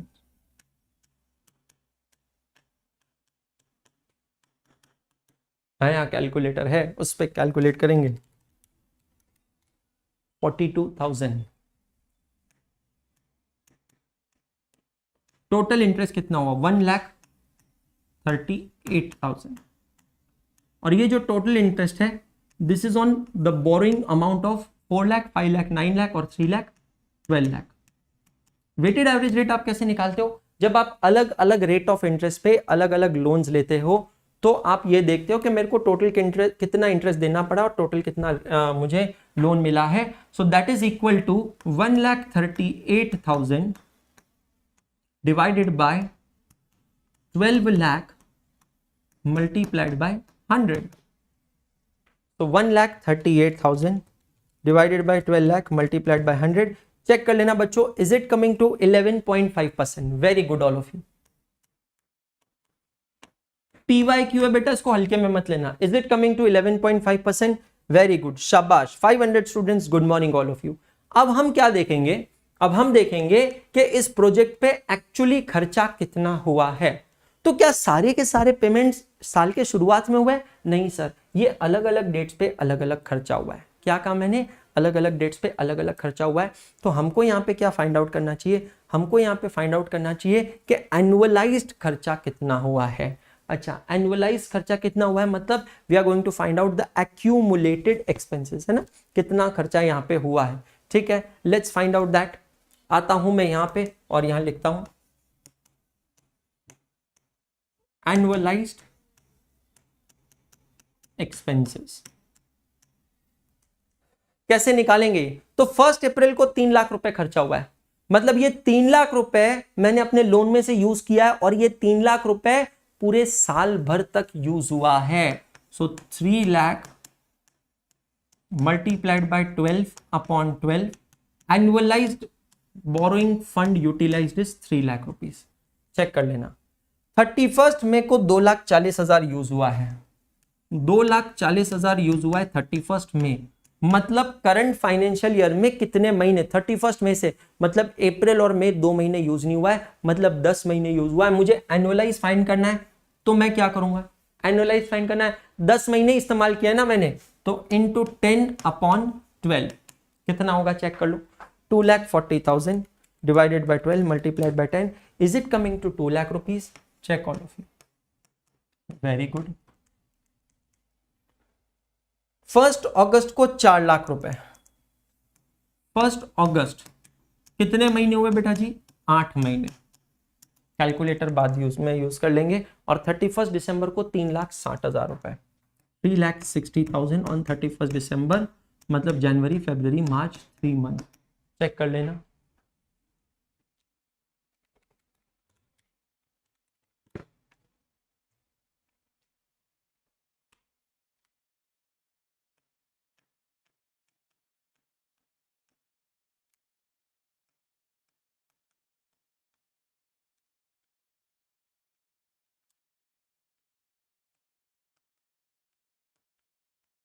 Check करो क्या ये कॉस्ट आ रही है आपकी, वेरी गुड, ये कॉस्ट आ रही है। अब समझना क्या करना, ये जो 8,56,667 है, this is what, this is the cost incurred on qualifying asset.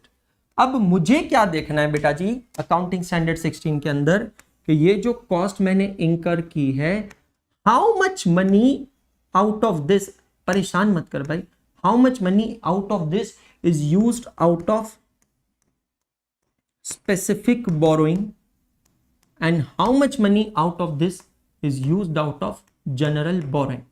So if I look at the question, the first paragraph given in the question and the very first line, the specific borrowing is 2 lakh. That means what? Out of 856, 2 lakh rupees is from specific borrowing. और ये जो 2 lakh rupees है, इसका rate of interest क्या है बेटा जी, 8% per annum. So 2 lakh rupees eight the rate of 8%, मतलब इस पे कितना इंटरेस्ट चार्ज होगा बेटा, चेक कर लेना। 2 लाख रुपीस का 8%, नया कैलकुलेटर खरीदो ना, इतना इजी भी कैलकुलेटर पे करने का मन होता है। इज इट कमिंग टू 16,000 रुपए? Yes, it's coming to 16,000 rupees. So out of total expenditure incurred on the project, 2 lakh rupees from the specific borrowing means how much amount we used out of general borrowing? 6,56,667. And what is going to be the weighted average rate on the general borrowing? 11.5%. Check all of you. Very good. 75,517. 75,517. Therefore, total borrowing cost to be capitalized is equal to 75,517 plus 16,000, 91,517. Very good. Therefore, total cost of building, ये जो building है इसकी आज की total cost क्या है, ये आपको निकालना है। समझ रहे हो, ये जो बिल्डिंग है इसकी आज की टोटल कॉस्ट क्या, तो बिल्डिंग पे कितना खर्चा लग चुका है इसकी टोटल ले लो, 3, 540, 540, 940, 10 और 3, 13 लाख, 13 लाख रुपए तो खर्चा लग चुका है बिल्डिंग पे, प्लस बोरोइंग कॉस्ट कैपिटलाइज करेंगे 91,517, मतलब 13,91,517। चेक कर लो, 13,91,517 is the total borrowing cost capitalized। मतलब अब इसकी जर्नल एंट्री क्या पास होगी नादान परिंदों, अब इसकी जर्नल एंट्री क्या पास होगी, asset building account debit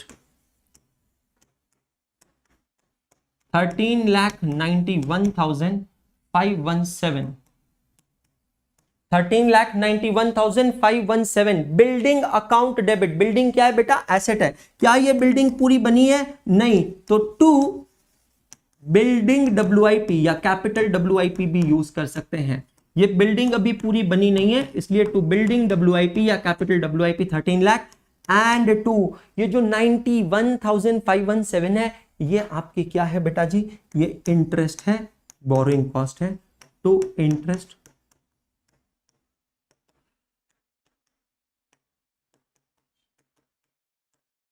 check कर लेना। वेरी गुड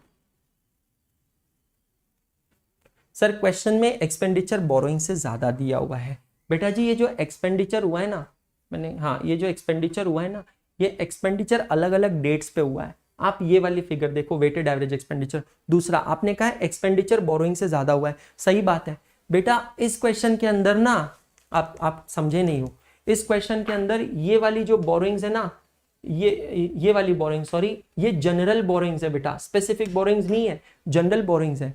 अगर स्पेसिफिक बोरोइंग्स होती थी तो you can not borrow more than what you expend, but ये जनरल बोरोइंग्स है। जनरल का मतलब है not only for this asset, it can be for any purpose, है ना, एनी पर्पस। चलिए एब्सोल्युटली अमेजिंग। सो यहां पे इसी के साथ 9:10 हो चुके हैं और ये 9:10 के साथ हमारा ये एक स्टैंडर्ड होता है यहां खत्म। आगे बढ़ते हैं अगले स्टैंडर्ड की तरफ, 1 मिनट का छोटा सा निक्कू सा ब्रेक।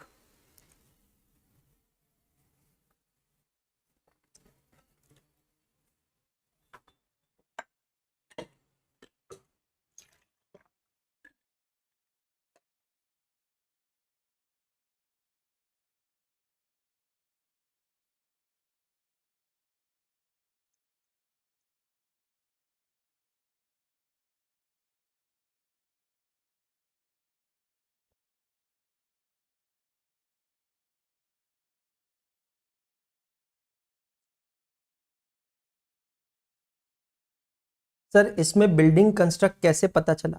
मेरे भाई निरंजन, बिल्डिंग नहीं एसेट लिख दे, क्या फर्क पड़ जाएगा। अंजना जी कह रही सर अवेलेबल हो गए presentation. No dear, this is not available. आप लिखना चाहो तो लिख सकते हो बेटा। देखो कोई मार्कअप मार्कडाउन कर रहा है, आप लोग जवाब दोगे? मैं नहीं देना चाहता हूं। कोई मार्कअप मार्कडाउन कर रहा है, आप जवाब दोगे? मैं नहीं देना चाहता हूं।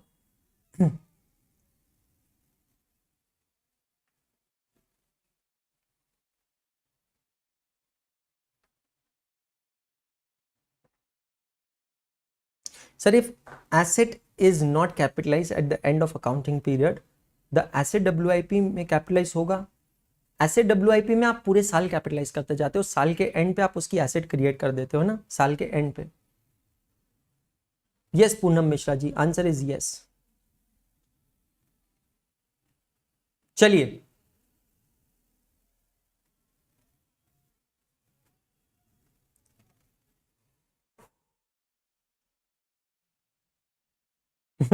विशेष आपका रिप्लाई सबसे सैवेज है ना, सबसे सैवेज है। चलिए आगे बढ़ते हैं। हैंड रिटन चार्ट है, ये मेरी हैंड राइटिंग है, इन्हीं हाथों से, इन हाथों की मस्ती के अफसाने हजारों हैं और वो अफसाने आपके सामने हैं इस चार्ट के फॉर्मेट में। पूरा अकाउंटिंग स्टैंडर्ड 10 मैंने ब्रेक कर दिया है एक सिंगल चार्ट में। पूरा के पूरा AS 10 एक सिंगल चार्ट में मैंने ब्रेक कर दिया है, सिर्फ और सिर्फ आप लोगों के लिए, सिर्फ और सिर्फ आप लोगों के लिए, ठीक है।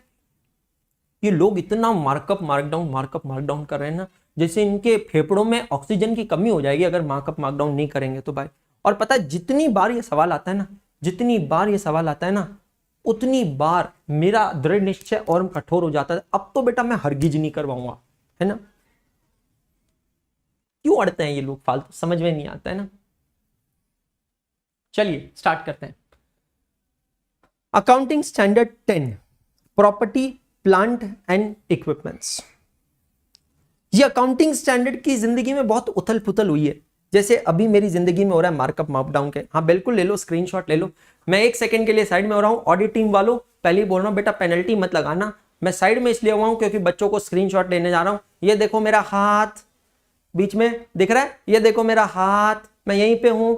ऑडिट टीम वालों, अरे ओ ऑडिट टीम वालों, ये देखो मेरा हाथ, मैं यहीं पे हूं बीच में ना। पेनल्टी मत लगाना, मैं यहीं पे हूं, बच्चों को स्क्रीनशॉट लेना है। वेरी गुड, मैं आ गया। वेरी गुड, माइंड ब्लोइंग, जबरदस्त है ना। चलिए हमारे यहाँ पे भी ना सब एक से बढ़ के एक है अनअकैडमी में, स्क्रीन पे दिखे नहीं कि लगाई पेनल्टी, मतलब बहाना ढूंढते हैं एजुकेटर को पेनल्टी लगाने का। मैं हाथ दिखा दिया भाई, पहले बोल रहा हूँ, हाथ दिखा दिया, मेरी लाइबिलिटी खत्म। वेरी गुड, चलिए जबरदस्त। अकाउंटिंग स्टैंडर्ड 10 की जिंदगी में बहुत उतार चढ़ाव आए हैं। अरे किसी दिन इसकी बैठ के कहानी सुनोगे ना, अगर किसी दिन बैठ के इसकी कहानी सुनोगे ना, सच बता रहा हूं, रो दोगे, आंखों में आंसू आ जाएंगे आपके। क्योंकि कभी किसी रोज स्टैंडर्ड का नाम हुआ करता था, ए राजू, कभी किसी रोज स्टैंडर्ड का नाम हुआ करता था अकाउंटिंग फॉर फिक्स्ड एसेट्स। कभी किसी रोज स्टैंडर्ड का नाम हुआ करता था अकाउंटिंग फॉर फिक्स्ड एसेट्स। लेकिन अब क्या, लेकिन अब इसका नाम चेंज हो गया, मतलब इसका अस्तित्व ही बदला गया, इसका अस्तित्व ही अब पहले जैसा नहीं रहा, बदल गया है इसका अस्तित्व। क्या है इसका अस्तित्व? Property plant and equipment. क्या है बेटा जी? Property plant and equipment. एक और परिवर्तन, ना चाहते हुए भी किसी को इसकी जिंदगी में प्रवेश दे दिया गया है। ये चाहता नहीं था, अकेला खुश था अपनी जिंदगी में, हंसता था, खेलता था, गाता था, झूमता था, नाचता था, अकेला खुश था अपनी जिंदगी में, और फिर इसकी जिंदगी में आया accounting standard 6, accounting for depreciation. इच्छा नहीं थी इसकी, they were just good friends, but क्या करें, कुछ चीजें करते नहीं है, हो जाती है, और उन्हीं कुछ चीजों में से है डेप्रीसिएशन। तो डेप्रीसिएशन अकाउंटिंग का जो अकाउंटिंग स्टैंडर्ड था उसको हटा दिया गया है, और उससे रिलेटिंग जो पॉइंट्स है वो पॉइंट्स यहां पे लाके मर्ज कर दिए गए, so it becomes accounting standard 10। Let's see the standard and understand. Accounting standard 10 property plant and equipment discuss about two things, inclusions and exclusions. Property plant and equipments includes property plant equipment. हो गया। Accounting standard 10 क्या कहता है? Accounting standard 10 कहता है property plant and equipment includes property plant equipment. भाई सबसे बड़ा जोक है ये, सबसे बड़ा जोक है। हाँ, प्रॉपर्टी मतलब रियल एस्टेट, प्लांट मतलब प्लांट एंड मशीनरी, और तीसरा है इक्विपमेंट मतलब ऑफिस इक्विपमेंट्स और ये सारी चीजें, property plant and equipment. But it also includes a bearer plant. बिल्कुल नया टर्म है जो यहां पे हम लोगों ने सीखना है। It includes bearer plant and any other asset required to maintain. अब ये क्या है देखेंगे। अकाउंटिंग स्टैंडर्ड 10 कहता है property plant and equipment excludes, property plant and equipment excludes number 1 biological assets. अरे rubber, non dust. It includes biological assets and wasting assets. excludes मतलब these are those assets which are not covered under AS10, property plant and equipment में cover नहीं होते हैं। वो कौन कौन सी assets है? Number 1 biological assets. Biological assets मतलब क्या? मतलब जो नेचुरली प्रोड्यूस होती है, natural reproduction, trees and plantation and animals, trees and plantations and animals. ये अकाउंटिंग स्टैंडर्ड 10 में इंक्लूड नहीं है। क्यों नहीं है? इसका रीजन समझना। ये वो एसेट्स है दोस्तों जो अप्रिशिएट होती है, ना कि डेप्रिशिएट होती है। these are those assets which are subject to appreciation but not depreciation. over the period of time they grow, their value grows। आप समझ रहे हो? जैसे कैटल फील्ड की अगर मैं बात करूं, लाइफ स्टॉक की बात करूं, तो लाइफ स्टॉक रिप्रोड्यूस करती है, तो रिप्रोड्यूस करती है तो मतलब there is an addition to livestock, तो उसकी वैल्यू बढ़ रही है। प्लांट्स की मैं बात करूं तो प्लांट्स भी ग्रो रहे हैं, उसकी वैल्यू बढ़ रही है। अगर मैं बात करूं वेस्टिंग एसेट्स की, वेस्टिंग एसेट्स का एक और नाम होता है, wasting assets are also known as depleting assets. Wasting assets are also known as depleting asset. Depleting asset का मतलब क्या होता है? ये वो एसेट्स होती है जो समय के साथ कम कम कम कम कम कम कम। ऑडिटिंग, मैं कहीं नहीं गया, कहां हो? यहां हूं। कहां हो? मैं यहां हूं। जो समय के साथ एसेट डेप्लीट होती जाती है, कम होती जाती है, उसको कहते हैं डेप्लीटिंग एसेट। क्या कहते हैं? डेप्लीटिंग एसेट। तो डेप्लीटिंग एसेट्स या वेस्टिंग एसेट भी जो है अकाउंटिंग स्टैंडर्ड 10 के परव्यू से बाहर रखी गई है। It is kept outside the purview of accounting standard 10। कहां है सर? कहां है? 20 रुपए दोगे तो मैं बताऊंगा, 20 रुपए दोगे तो मैं बताऊंगा। चलो लो सर 20 रुपए। अब बताओ कि वेस्टिंग एसेट्स को AS10 के बाहर क्यों रखा गया? वेस्टिंग एसेट्स को AS10 के बाहर इसीलिए रखा गया क्योंकि जब आप कहते हो, सपोज एक एग्जांपल लेते हैं, कोल माइन। तो कोल माइन मतलब क्या? जमीन के अंदर है कोयला, जमीन के अंदर है कोयला। अब अगर आप यहां देखोगे, अगर आप यहां देखोगे तो कोल माइन के अंदर एक नहीं दो एसेट्स आपको दिखाई देगी। क्या बात करो सर? हाँ दो, हाँ क्या? यहां पे दो एसेट आपको दिखाई देगी। सबसे पहले ये कोल की माइन, वो खदान जिसमें कोयला है, ये कोल की माइन, ये खदान जिसमें कोयला है, और दूसरा वो जमीन, वो लैंड जिसके नीचे ये खदान है। Why is wasting asset not covered under accounting standard 10? Wasting assets are not covered under accounting standard 10 because even after you extract all these mineral or oil, you still left with the land, and land is a non-depreciable asset.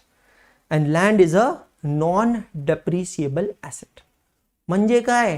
हे सगळं संपल्यानंतर सुद्धा, समजा, लक्ष द्या इकडे मुलांनो, हे सगळं संपल्यानंतर सुद्धा तुमच्याकडे जमीन असते, आणि जमिनीची किंमत कधी कम होतीये का? नाही, कधीच कमी होत नाही. That means even after this all gets deplete, you are still left with the land, and whether the value of land decreases, the answer is no. The land is either subject to appreciation or no depreciation. Have you understood? Very good, mind blowing. अब यहां पे पता है trees and plantation में भी एक exception है, और वो है बियरर प्लांट। एक कॉनूस ससुरा का नाम है बियरर प्लांट। हाँ, एक कॉनूस ससुरा का नाम है बियरर प्लांट। हाँ, हम तुम्हें बताते हैं बियरर प्लांट का मतलब देखेंगे, लेकिन इंक्लूजन में एक चीज है, any other asset required to maintain a bearer plant. अभी के लिए समझ लीजिए plant, bearer plant means plant. अभी के लिए समझ लीजिए बियरर प्लांट्स। अगर बियरर प्लांट्स को मेंटेन करने के लिए, या फिर अगर एनिमल्स को मेंटेन करने के लिए कोई और एसेट की जरूरत होती है, तो वो एसेट अकाउंटिंग स्टैंडर्ड 10 में कवर होगी। जैसे कि ट्रैक्टर, जैसे कि ट्रैक्टर, ठीक है, जैसे कि ट्रैक्टर। अगर हम कैटल फील्ड की बात करते हैं, तो कैटल फील्ड को मेंटेन करने के लिए बहुत सारी मशीन्स होती है। जैसे अगर आप बड़ी बड़ी मिल्क की फैक्ट्रीज देखोगे ना, एक टर्म बता रहा हूं आपको, मेरी क्लास के बाद गूगल करके देखना, मैकेनिकल मिल्किंग सिस्टम। क्या टर्म बताया मैंने आपको? लिख लो आपके पास, गूगल करके देख लेना बाद में।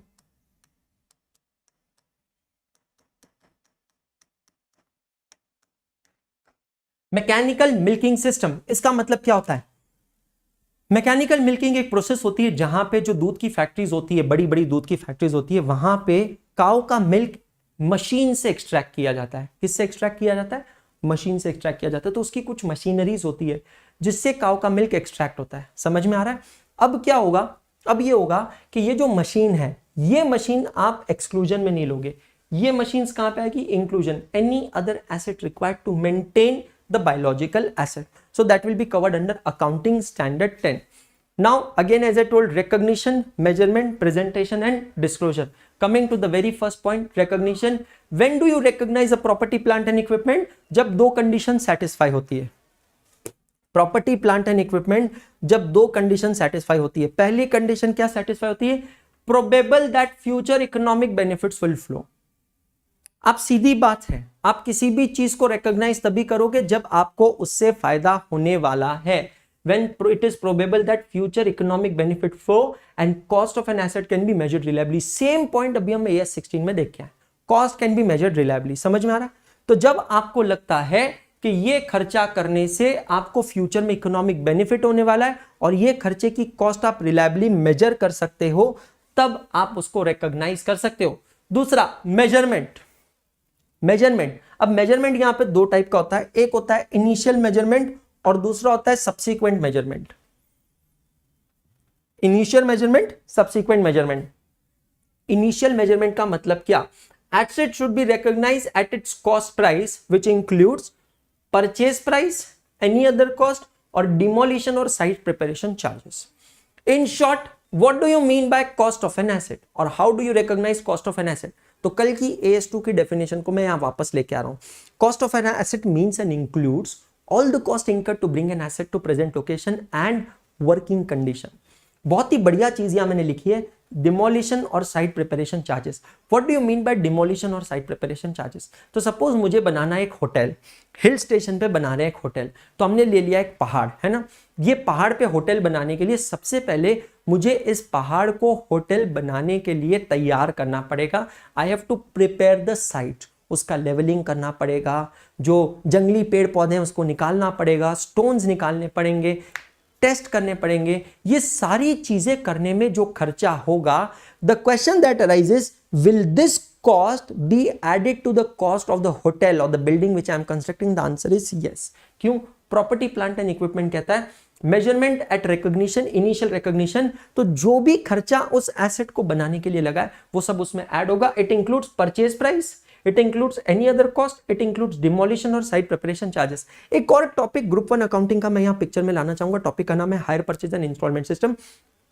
अगर आपने कोई एसेट को हायर परचेज बेसिस पे परचेज किया, सुनना मेरी बात, अगर आपने कोई एसेट को हायर परचेज बेसिस पे परचेज किया, तो जब आपने उसे हायर परचेज प्राइस पे की है, तो हायर परचेज प्राइस में आपने इंटरेस्ट भी पे किया है। The question that arises, will you capitalize the interest paid on that particular transaction? Answer है नहीं, इंटरेस्ट कभी कैपिटलाइज नहीं होता है। तो इवन हायर परचेज ये टॉपिक जब आपने देखा होगा तो वहां पे भी ये चीज देखी होगी, कैश प्राइस मेथड है ना, normal sales method and interest suspense method. तो नॉर्मल सेल्स मेथड में हम क्या होता है, in the books of hire purchaser we account the asset at its cash price, not at hire purchase price. ये चीज ध्यान रखना। मेजरमेंट आफ्टर रिकॉग्निशन, सर क्या बाद में कॉस्ट बदल सकती है? बिल्कुल, अरे लोग बदल जाते हैं, कॉस्ट कौन सी बड़ी बात है, डेफिनेटली बाद में सब्सिक्वेंट हो सकता है। Revaluation, what are the incidences जिसकी वजह से ये मेजरमेंट चेंज हो सकता है? सबसे पहले बेटा revaluation of asset, assets can be valued upward downward. Impairment of asset, accounting standard 28, impairment, impair मतलब क्या? रिपेयर का ऑपोजिट इंपेयर, तो रिपेयर का मतलब सुधारना, इंपेयर का मतलब खराब होना। So if there is a permanent decline in the value of an asset, it gets reduced. Componentisation और ग्रुपिंग ऑफ एसेट, बहुत बढ़िया कंसेप्ट है ये AS 10 का, कंपोनेंटाइजेशन या ग्रुपिंग एसेट। अकाउंटिंग स्टैंडर्ड 10 क्या कहता है समझना। अकाउंटिंग स्टैंडर्ड देख भाई छोटी सी बात कहता है, AS 10 ना बिल्कुल छोटी सी बात कहता है। देख भाई मेरे को कुछ ज्यादा समझता नहीं, मेरे को इतना समझ में आता है कि कोई भी जो एसेट होती है ना, उस एसेट पे आपको अच्छी तरीके से डेप्रिसिएशन प्रोवाइड करना है bye such method and in such way which best describes the condition of your asset. आपकी जो एसेट की कंडीशन है उसको सबसे बेहतर तरीके से डिस्क्राइब करे, वो मेथड और वो रेट आपको यूज करना है। चाहे फिर उसके लिए आपको कंपोनेंटाइज करना हो या फिर उसको आपको ग्रुप करना हो। क्या वर्ड यूज किया है? चाहे फिर उसके लिए आपको कंपोनेंटाइज करना हो या फिर आपको ग्रुप करना हो। अब सवाल ये उठता है कि ये कंपोनेंटाइज या ये ग्रुप का मतलब क्या होता है? कंपोनेंटाइजेशन, एग्जाम्पल दिखा रहा हूं। ये है एक लैपटॉप माइक्रोसॉफ्ट सरफेस, ये है इसका चार्जर। अभी ये लैपटॉप एक ग्रुप की तरह है। किसकी तरह? एक ग्रुप है। मैंने चार्जर निकाल दिया, ब्रेक कर दिया, इसको कहते हैं कंपोनेंटाइजेशन। अगर मुझे लगता है कि इस कीबोर्ड पे मुझे अलग रेट और मेथड से डेप्रिसिएशन चार्ज करना चाहिए और इस टैब पे अलग रेट और मेथड से डेप्रिसिएशन चार्ज करना चाहिए और उस चार्जर पे अलग रेट और मेथड से डेप्रिसिएशन चार्ज करना चाहिए, जिससे मुझे इसका सही वैल्यू पता चलेगा, तो बेशक आगे बढ़े। इसको कहते हैं कंपोनेंटाइजेशन। इसका बिल्कुल ऑपोजिट क्या होता है? ग्रुपिंग। ये देखो, अब ये एक हो गया है ना, मंगलम भगवान विष्णु मंगलम गरुड़ध्वजा। अब ये क्या हो गया बेटा जी? अब ये एक हो गया। अब ये दो अलग अलग नहीं है, अब ये क्या हो गए? एक हो गए। अगर आपको लगता है कि अलग अलग ना चार्ज करके अगर एक साथ हम उस पर डेप्रिसिएशन चार्ज करें तो ज्यादा बेहतर होगा, तो बिल्कुल आप इस तरीके से डेप्रिसिएशन चार्ज कर सकते हैं। इसका बेस्ट एग्जांपल मैं हमेशा देना चाहूंगा, एरोप्लेन। क्या है? एरोप्लेन। एरोप्लेन जो होता है उसको कंपोनेंटाइज करके डेप्रिसिएशन चार्ज किया जाता है। The engines of the plane are depreciated under machine hour rate method, whereas the body of the plane is depreciated under straight line method or written down value method. Next point is methods of depreciation. Depreciation की होती है बेटा अलग अलग method, जैसे कि straight line method, written down value method, straight line method, written down value method and production unit method. Methods available are many, ध्यान से सुनना, methods available are many but methods allowable are few. Available are many and allowable are few. Allowable are SLM, WDV, production unit method. और last होता है derecognition of an asset. क्या term use किया गया है? Derecognition of an asset और retirement of an asset, जब हम एसेट को डी रिकॉग्नाइज करते हैं, रिटायर करते हैं, तब हम उसकी अकाउंटिंग एंट्रीज पास करते हैं। और लास्ट पॉइंट आता है presentation and disclosure. Whenever you are doing accounting of a property, plant and equipment, तो आपको क्या क्या प्रेजेंट करना है और क्या क्या डिस्क्लोज करना है, ये सारी चीजें मैं आपको बता रहा हूं। सबसे पहले बेसिस ऑफ मेजरमेंट, दूसरा act dep at the beginning and at the end of the year. अब कंपनी एक्ट जो है वो बात करता है ग्रॉस ब्लॉक के बारे में। कंपनी एक्ट किसके बारे में बात करता है बेटा जी? ग्रॉस ब्लॉक के बारे में। ग्रॉस ब्लॉक या नेट ब्लॉक। तो अगर आपने देखा है तो सीए फाउंडेशन में आपने एक मेथड पढ़ा है डेप्रिसिएशन का, मेथड का नाम है प्रोविजन फॉर डेप्रिसिएशन मेथड। ये वो मेथड है जो बहुत ज्यादा बच्चों को बिल्कुल पसंद नहीं है, करेक्ट, क्योंकि ये मेथड क्या है, कुछ कहानी समझ नहीं आती, क्या कहना चाहता है, किस तरीके से कहना चाहता है। मतलब इस मेथड को कहने का ये मन होता है भाई मुंह से सुपारी निकाल के बात कर, कुछ समझ में नहीं आ रहा। प्रोविजन फॉर डेप्रिसिएशन मेथड के अंदर क्या होता है, हम एक ही अकाउंट का काम मल्टीपल अकाउंट के थ्रू करते हैं। हम एसेट अकाउंट बनाते हैं on cost basis, asset account बनाते हैं कॉस्ट बेसिस पे, और उसके बाद में हम लोग यहां पे बनाते हैं एक separate account known as provision for depreciation account. और ये जो सेपरेट अकाउंट बनता है provision for depreciation account, this is prepared only and only to account for the depreciation amount, only and only to account for the depreciation amount. ऐसा हम क्यों करते हैं, जिसको हम कहते हैं ना the concept of accumulated depreciation, ऐसा हम क्यों करते हैं? ऐसा हम इसीलिए करते हैं नादान परिंदों, क्योंकि अकाउंटिंग स्टैंडर्ड 10 कहता है ऐसा हम इसीलिए करते हैं क्योंकि कंपनीज एक्ट ग्रॉस ब्लॉक और नेट ब्लॉक के बारे में बात करता है। डिस्क्लोजर के अंदर हमको दिखाना है carrying amount and its reconciliation and then the method of depreciation that we have used. तो एट एन आउटसेट अगर मैं बात करूं तो ये है पूरा आपका अकाउंटिंग स्टैंडर्ड 10। पूरा स्टैंडर्ड मैंने यहाँ पे एक्सप्लेन किया है सिवाय एक चीज के दोस्तों, और वो सिवाय एक चीज क्या है? बियरर प्लांट, जो अभी मैं आपको एक्सप्लेन करूंगा। चेक कीजिएगा यहां तक सबको समझ में आया क्या? Check all of you, have you understood till here? Very good.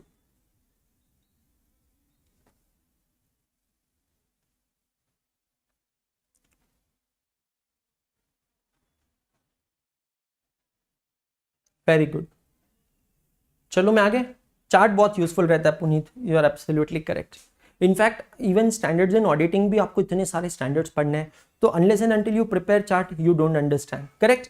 चलिए अब हम बात करते हैं बियरर प्लांट की। बियरर प्लांट किसको कहते हैं? ठीक है, किसको कहते हैं बियरर प्लांट? क्योंकि अकाउंटिंग स्टैंडर्ड 10 एक्सप्रेसली इंक्लूड कर रहा है बियरर प्लांट को। मतलब ये टर्म इससे पहले सबको नहीं पता था, जब तक, कब तक? जब तक ये बियरर प्लांट का कंसेप्ट यहां पे स्टैंडर्ड ने हमको इंट्रोड्यूस नहीं किया।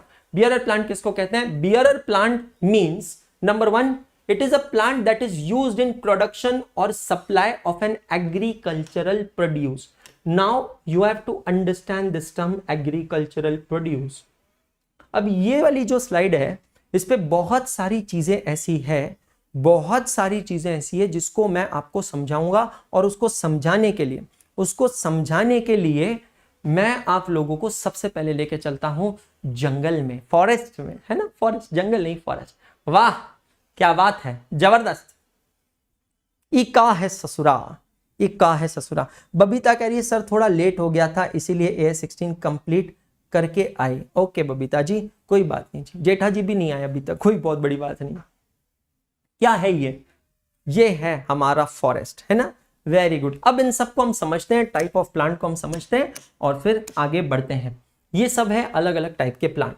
सबसे पहले ये क्या है? बोलो बेटा। इका है, ई है कोकोनट ट्री, है ना? प्लीज फोकस करना। ये सब विजुअलाइजेशंस, किलर विजुअलाइजेशंस इसलिए ताकि आपका इंटरेस्ट बढ़ सके।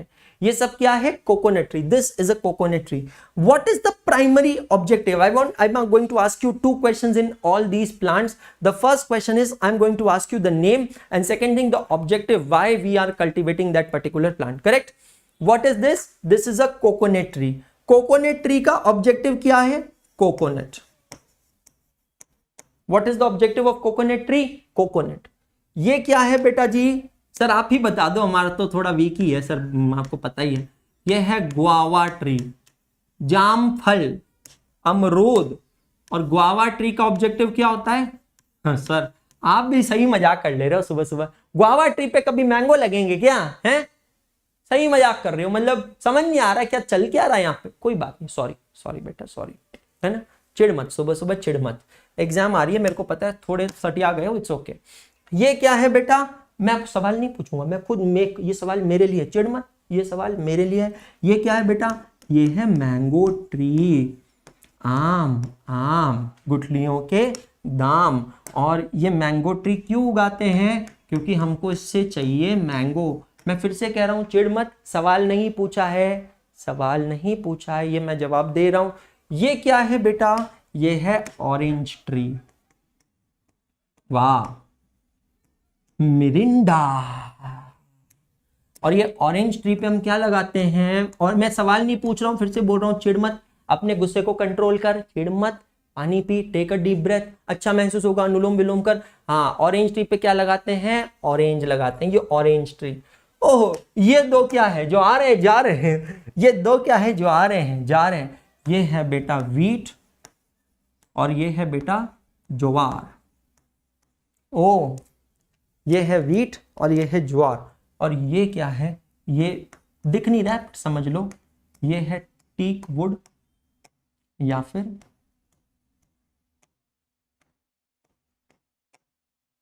सैंडलवुड। अब इन सब प्लांट्स के बारे में अच्छे से समझना। हर प्लांट को उगाने का एक अलग उद्देश्य होता है, ऑब्जेक्टिव होता है, और यहां से आप बियरर प्लांट की डेफिनेशन को समझ पाएंगे। सबसे पहले ये जो दो प्लांट्स है ना, ये जो दो प्लांट्स है, इनको कहा जाता है annual crops. Do you agree with me? ये जो दो plants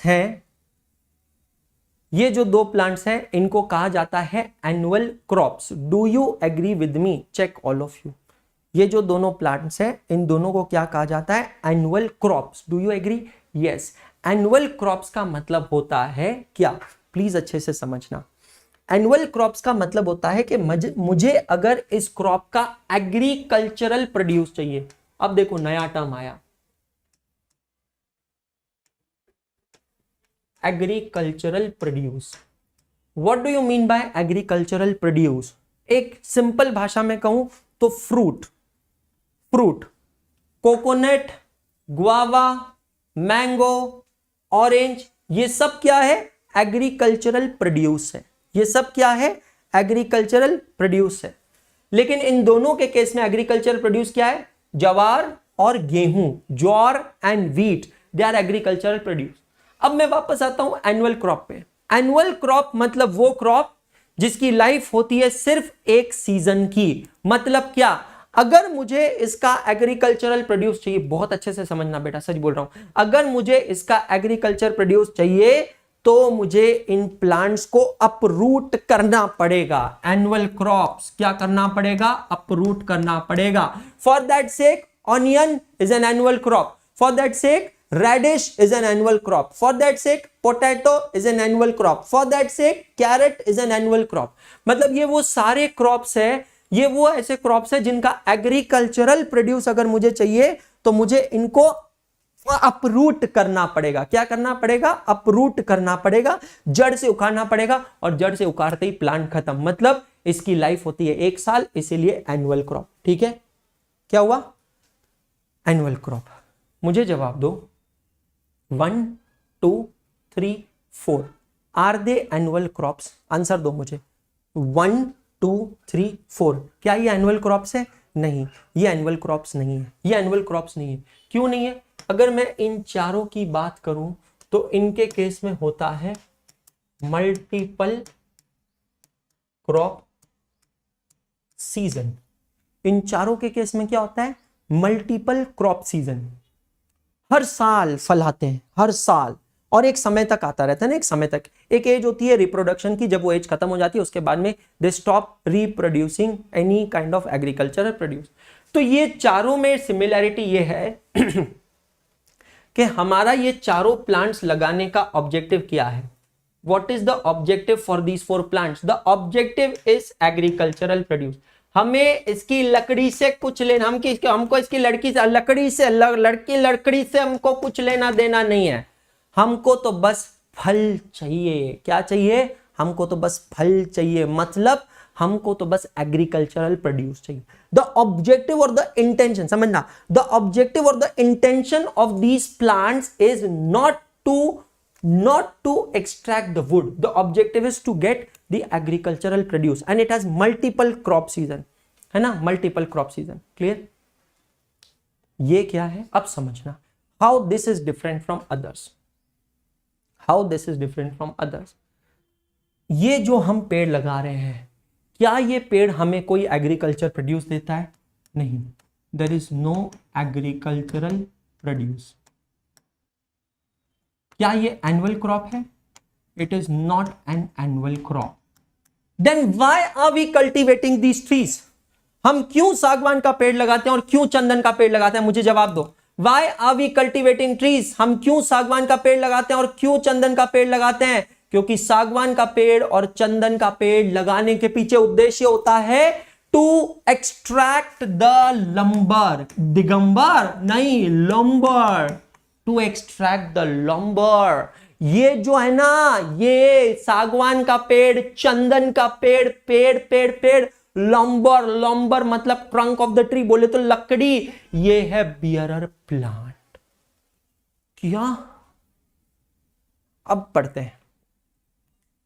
A bearer plant is a plant that is used in production or supply of agriculture produce, is expected to bear produce for more than 12 months, has a remote likelihood of being sold as an agriculture produce except for the incidental scrap value. मतलब sorry, this is not bearer plant, समझना।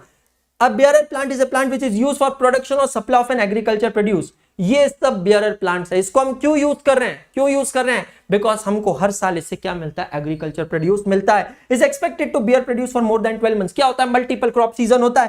Has a remote likelihood of being sold as an agriculture produce except for incidental scrap value. At the end of the period, जब इनकी reproduction life खत्म हो जाएगी, हम इनकी लकड़ी को सिर्फ एज एन इंसिडेंटल वैल्यू बेचेंगे। इंटेंशन लकड़ी बेचना नहीं है, इंटेंशन एग्रीकल्चर प्रोड्यूस एक्सट्रैक्ट करना और बेचना है। इसको कहते हैं बियरर प्लांट। ओके, अब bearer plant excludes plant cultivated to be harvested as an agriculture produce. Plant cultivated to be harvested as an agriculture produce. इन दोनों को हम क्यों कल्टीवेट कर रहे हैं? बिकॉज हम उसको हार्वेस्ट करना चाहते हैं as an agriculture produce. Example number, plants cultivated to produce agriculture produce when there is more likelihood to be sold as an agriculture produce. Again ये, एंड तीसरा very simple, annual crops. Annual crops तो in short वो सभी किसान जो अपने खेतों में ये सारी चीजें लगाते हैं, ऐसे प्लांट्स लगाते हैं जो मल्टीपल क्रॉप सीजन तक चलते हैं, जो उनको एग्रीकल्चर प्रोड्यूस देते हैं, ये सारे प्लांट्स कौन से होते हैं बेटा जी? They all are known as bearer plants. Correct. फटाफट क्वेश्चंस पे आते हैं, तेजस सर हमारा इंतजार कर रहे हैं। पीवाईक्यूज में आप लोगों के लिए यहां पे लेके आया हूं, चेक कर लो। पीवाईक्यूज में आप लोगों के लिए यहां पे लेके आया हूं, चेक कर लेना। सीए इंटरमीडिएट नवंबर 2018 का एग्जामिनेशन का क्वेश्चन है। Neon Enterprise operates a major chain of restaurants located in the different cities. The company has acquired a new restaurant located at Chandigarh. The new restaurant requires significant renovation expenditure. Management expect that renovation will last for 3 months. लग रहा है कि renovation कब तक चलेगा? 3 महीनों तक, during which the restaurant will be closed. मतलब रेस्टोरेंट के कोई भी ऑपरेशंस नहीं होने वाले हैं। Okay, management has prepared the following budget for this period. Salaries to the staff engaged in preparation of restaurant before its opening is 7,50,000.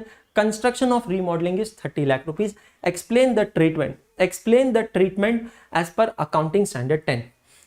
बात बहुत सिंपल है। एक रेस्टोरेंट आपने खरीदा है, इस रेस्टोरेंट का आप रिनोवेट कर रहे हो, ठीक है। ये रेस्टोरेंट को रिनोवेशन में लगेंगे 3 महीने और रिनोवेशन का खर्चा है 30 लाख रुपए। ये 3 महीने के दौरान आप अपने स्टाफ को निकाल नहीं रहे हो। जो आपके रेस्टोरेंट का स्टाफ है वो एज इट इज है, इंटैक्ट है और वो एज इट इज रहेगा। ये जो स्टाफ है इसकी 3 महीने की सैलरी हो रही है 7,50,000 रुपए। मतलब कुल मिला के आपका खर्चा कितना हो रहा है? 37,50,000। कितना हो रहा है?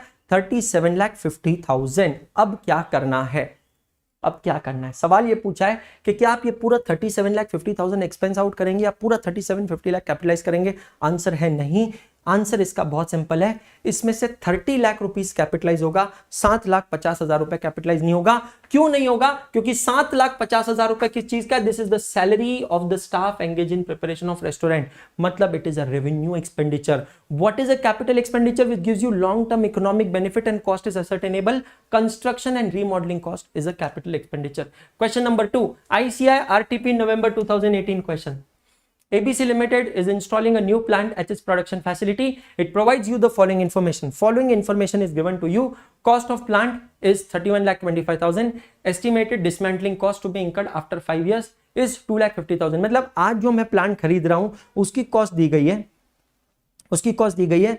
कुछ सालों बाद ये प्लांट को मुझे डिसमेंटल करना होगा। याद रखना, स्पेसिफिकली इनिशियल रिकॉग्निशन में हमने पढ़ा है dismantling and site preparation. Dismantle करना मतलब बाद में तोड़ने का कॉस्ट। आपको पता है तोड़ने का भी कॉस्ट काफी होता है, ठीक है। Initial operating losses before commercial production, मतलब प्लांट चालू होने से पहले कुछ ऑपरेशनल लॉसेस होंगे। मिलॉर्ड वर्ड को यहां पे हाईलाइट किया जाए, operational. Initial delivery and handling cost, cost of site preparation consultants used for advice on the acquisition of plant. You are required to compute the cost that can be capitalized in accordance with AS10 property, plant and equipment. तो ये सारे खर्चे आपको दिए, आपको बताना है इन सारे खर्चों में से कौन से खर्चे आप कैपिटलाइज कर सकते हो, कौन से खर्चे नहीं कर सकते हो।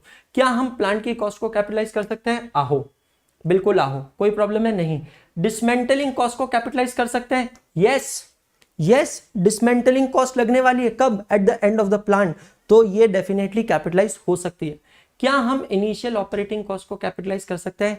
नहीं कर सकते हैं। क्या डिलीवरी कॉस्ट हो सकती है? यस। मैंने क्या बोला था? Cost of an asset means and include all the cost incurred to bring an asset present location and working condition. Yes. Cost of site preparation capitalize हो सकती है? बिल्कुल हो सकती है। और कंसल्टेंट को जो आपने पैसा दिया है, ये लीगल फीस हो सकती है, प्रोफेशनल फीस हो सकती है, आर्किटेक्ट फीस हो सकती है, क्या ये सब होगा? यस, ये भी सब कैपिटलाइज होगा। मतलब एक ये ऑपरेटिंग लॉस को छोड़ के सब कुछ हम यहाँ पे कैपिटलाइज करने वाले हैं। क्वेश्चन नंबर 3, आईसीआई आरटीपी मई 2019 का क्वेश्चन। आईसीआरटीपी मई 2019 बिल्कुल सेम लाइन पे क्वेश्चन है जो हमने पिछला क्वेश्चन देखा है। आरटीपी नवंबर 18, आरटीपी मई 19 का सिमिलर क्वेश्चन है। Cost of plant, yes yes. Initial delivery, yes. Cost of site preparation, yes yes. Consultant use on for advice on acquisition of plant, yes yes yes. उसके बाद में interest charges paid to supplier for deferred credit, supplier को हमने interest pay किया है। Any interest paid on supplier, is it treated as a cost? Answer है नहीं बेटा। हाँ जी, आज स्पेशल सिंगल एंट्री की क्लास होगी शाम को 6:30 बजे 6:30। Nitin sir is going to take single entry revision, ठीक है। Estimated dismantling cost, yes. और ऑपरेटिंग लॉसेस, नो। बिल्कुल पिछले वाला क्वेश्चन है, बिल्कुल एग्जैक्टली सेम क्वेश्चन है। Next question, question number 4, ICI का आरटीपी का नवंबर 2019, ये आरटीपी मई 19, ये आरटीपी नवंबर 2019 का क्वेश्चन है। पढ़ लेते हैं। Srishti limited contracted with the supplier to purchase machinery which is to be installed at its department A in 3 months time. Special foundations were required for the machinery which were to be prepared within this supply lead time. The cost of the site preparation and laying foundation is 141,870. तो कुछ heavy machines अगर आप लाते हो, कुछ heavy machines अगर आप लाते हो तो वो हैवी मशीन्स को इंस्टॉल करने के लिए आपको पहले साइट प्रिपेयर करनी होती है ना, कुछ अर्थिंग स्ट्रक्चर्स बनाने होते हैं। These activities were supervised by technician during the entire period who is employed for this purpose for ₹45,000 per month. अब समझना, जब तक ये काम चल रहा था आपने एक सुपरवाइजर रखा और सुपरवाइजर को कितनी सैलरी दी? 45,000 रुपए महीना। क्या ये भी कैपिटलाइज होगी? Answer is yes. कैपिटलाइजेशन का सिंपल फंदा है, तुम हो तो हम है तो सब है, तुम नहीं तो हम नहीं तो कुछ नहीं। मतलब अगर ये खर्चा एसेट के वजह से हो रहा है तो ये कैपिटलाइज होगा, as simple as that. The technician service were given by department B to department A which billed the service at 49,000 per month after adding 10% profit margin. क्या ये कैपिटलाइज होगा? बिल्कुल इररिलेवेंट है, नहीं होगा। मतलब क्या, अगर खुद का ही बेटा खुद की घर की दुकान पे बैठता है तो बेटा पापा से नहीं कहेगा कि पापा मुझे सैलरी चाहिए। क्यों? क्योंकि आप घर के आदमी हो। ठीक उसी तरह आपकी ही कंपनी का एक दूसरा डिपार्टमेंट है, वो दूसरे डिपार्टमेंट ने आपको इस डिपार्टमेंट में सर्विस दी है। अब वो दूसरे डिपार्टमेंट ने क्या होशियारी की, वो दूसरे डिपार्टमेंट ने आपको बिलिंग कर दिया और बिलिंग करते समय उन्होंने उसमें कुछ प्रॉफिट ऐड कर दिया। ऐसा चलेगा? नहीं चलेगा। The machine was purchase eight the rate of at this price including IGST at the rate of 12% for which input credit is available। अब समझना, IGST आपको चार्ज हुआ है और इनपुट क्रेडिट अवेलेबल है। इनपुट क्रेडिट अवेलेबल है मतलब ये GST है, refundable taxes are not added to the cost of an asset. ₹55,770 transportation charges were incurred to bring the machinery to the factory site. An architect was appointed at a fee of ₹30,000 to supervise the machinery installation। इतनी बड़ी machine आई है तो एक architect को बुलाया गया कि आप उसको सुपरवाइज कीजिए इंस्टॉलेशन को। Ascertain the amount at which machinery should be capitalized as per accounting standard 10। बहुत ही जबरदस्त क्वेश्चन है, आपको ये ascertain करना है that how much amount should be capitalized as per accounting standard 10। Question है बहुत ही जबरदस्त और सोल्यूशन होने वाला है उससे भी खतरनाक। फटाफट can you calculate? Can you calculate? फटाफट, क्वेश्चन आपने मोटा मोटी पढ़ लिया है, फटाफट क्या आप कैलकुलेट कर सकते हो? एक सेकंड के लिए मैं साइड में हूँ, ऑडिट टीम वालों हाथ दिख रहा है मेरा, फटाफट देख लो। मैं कहीं गया नहीं, ऑडिट टीम वालों पहले ही बोल रहा हूँ मैं, हाथ दिख रहा है मेरा, बच्चे कैलकुलेट कर रहे हैं, इनको कैलकुलेट करने दो।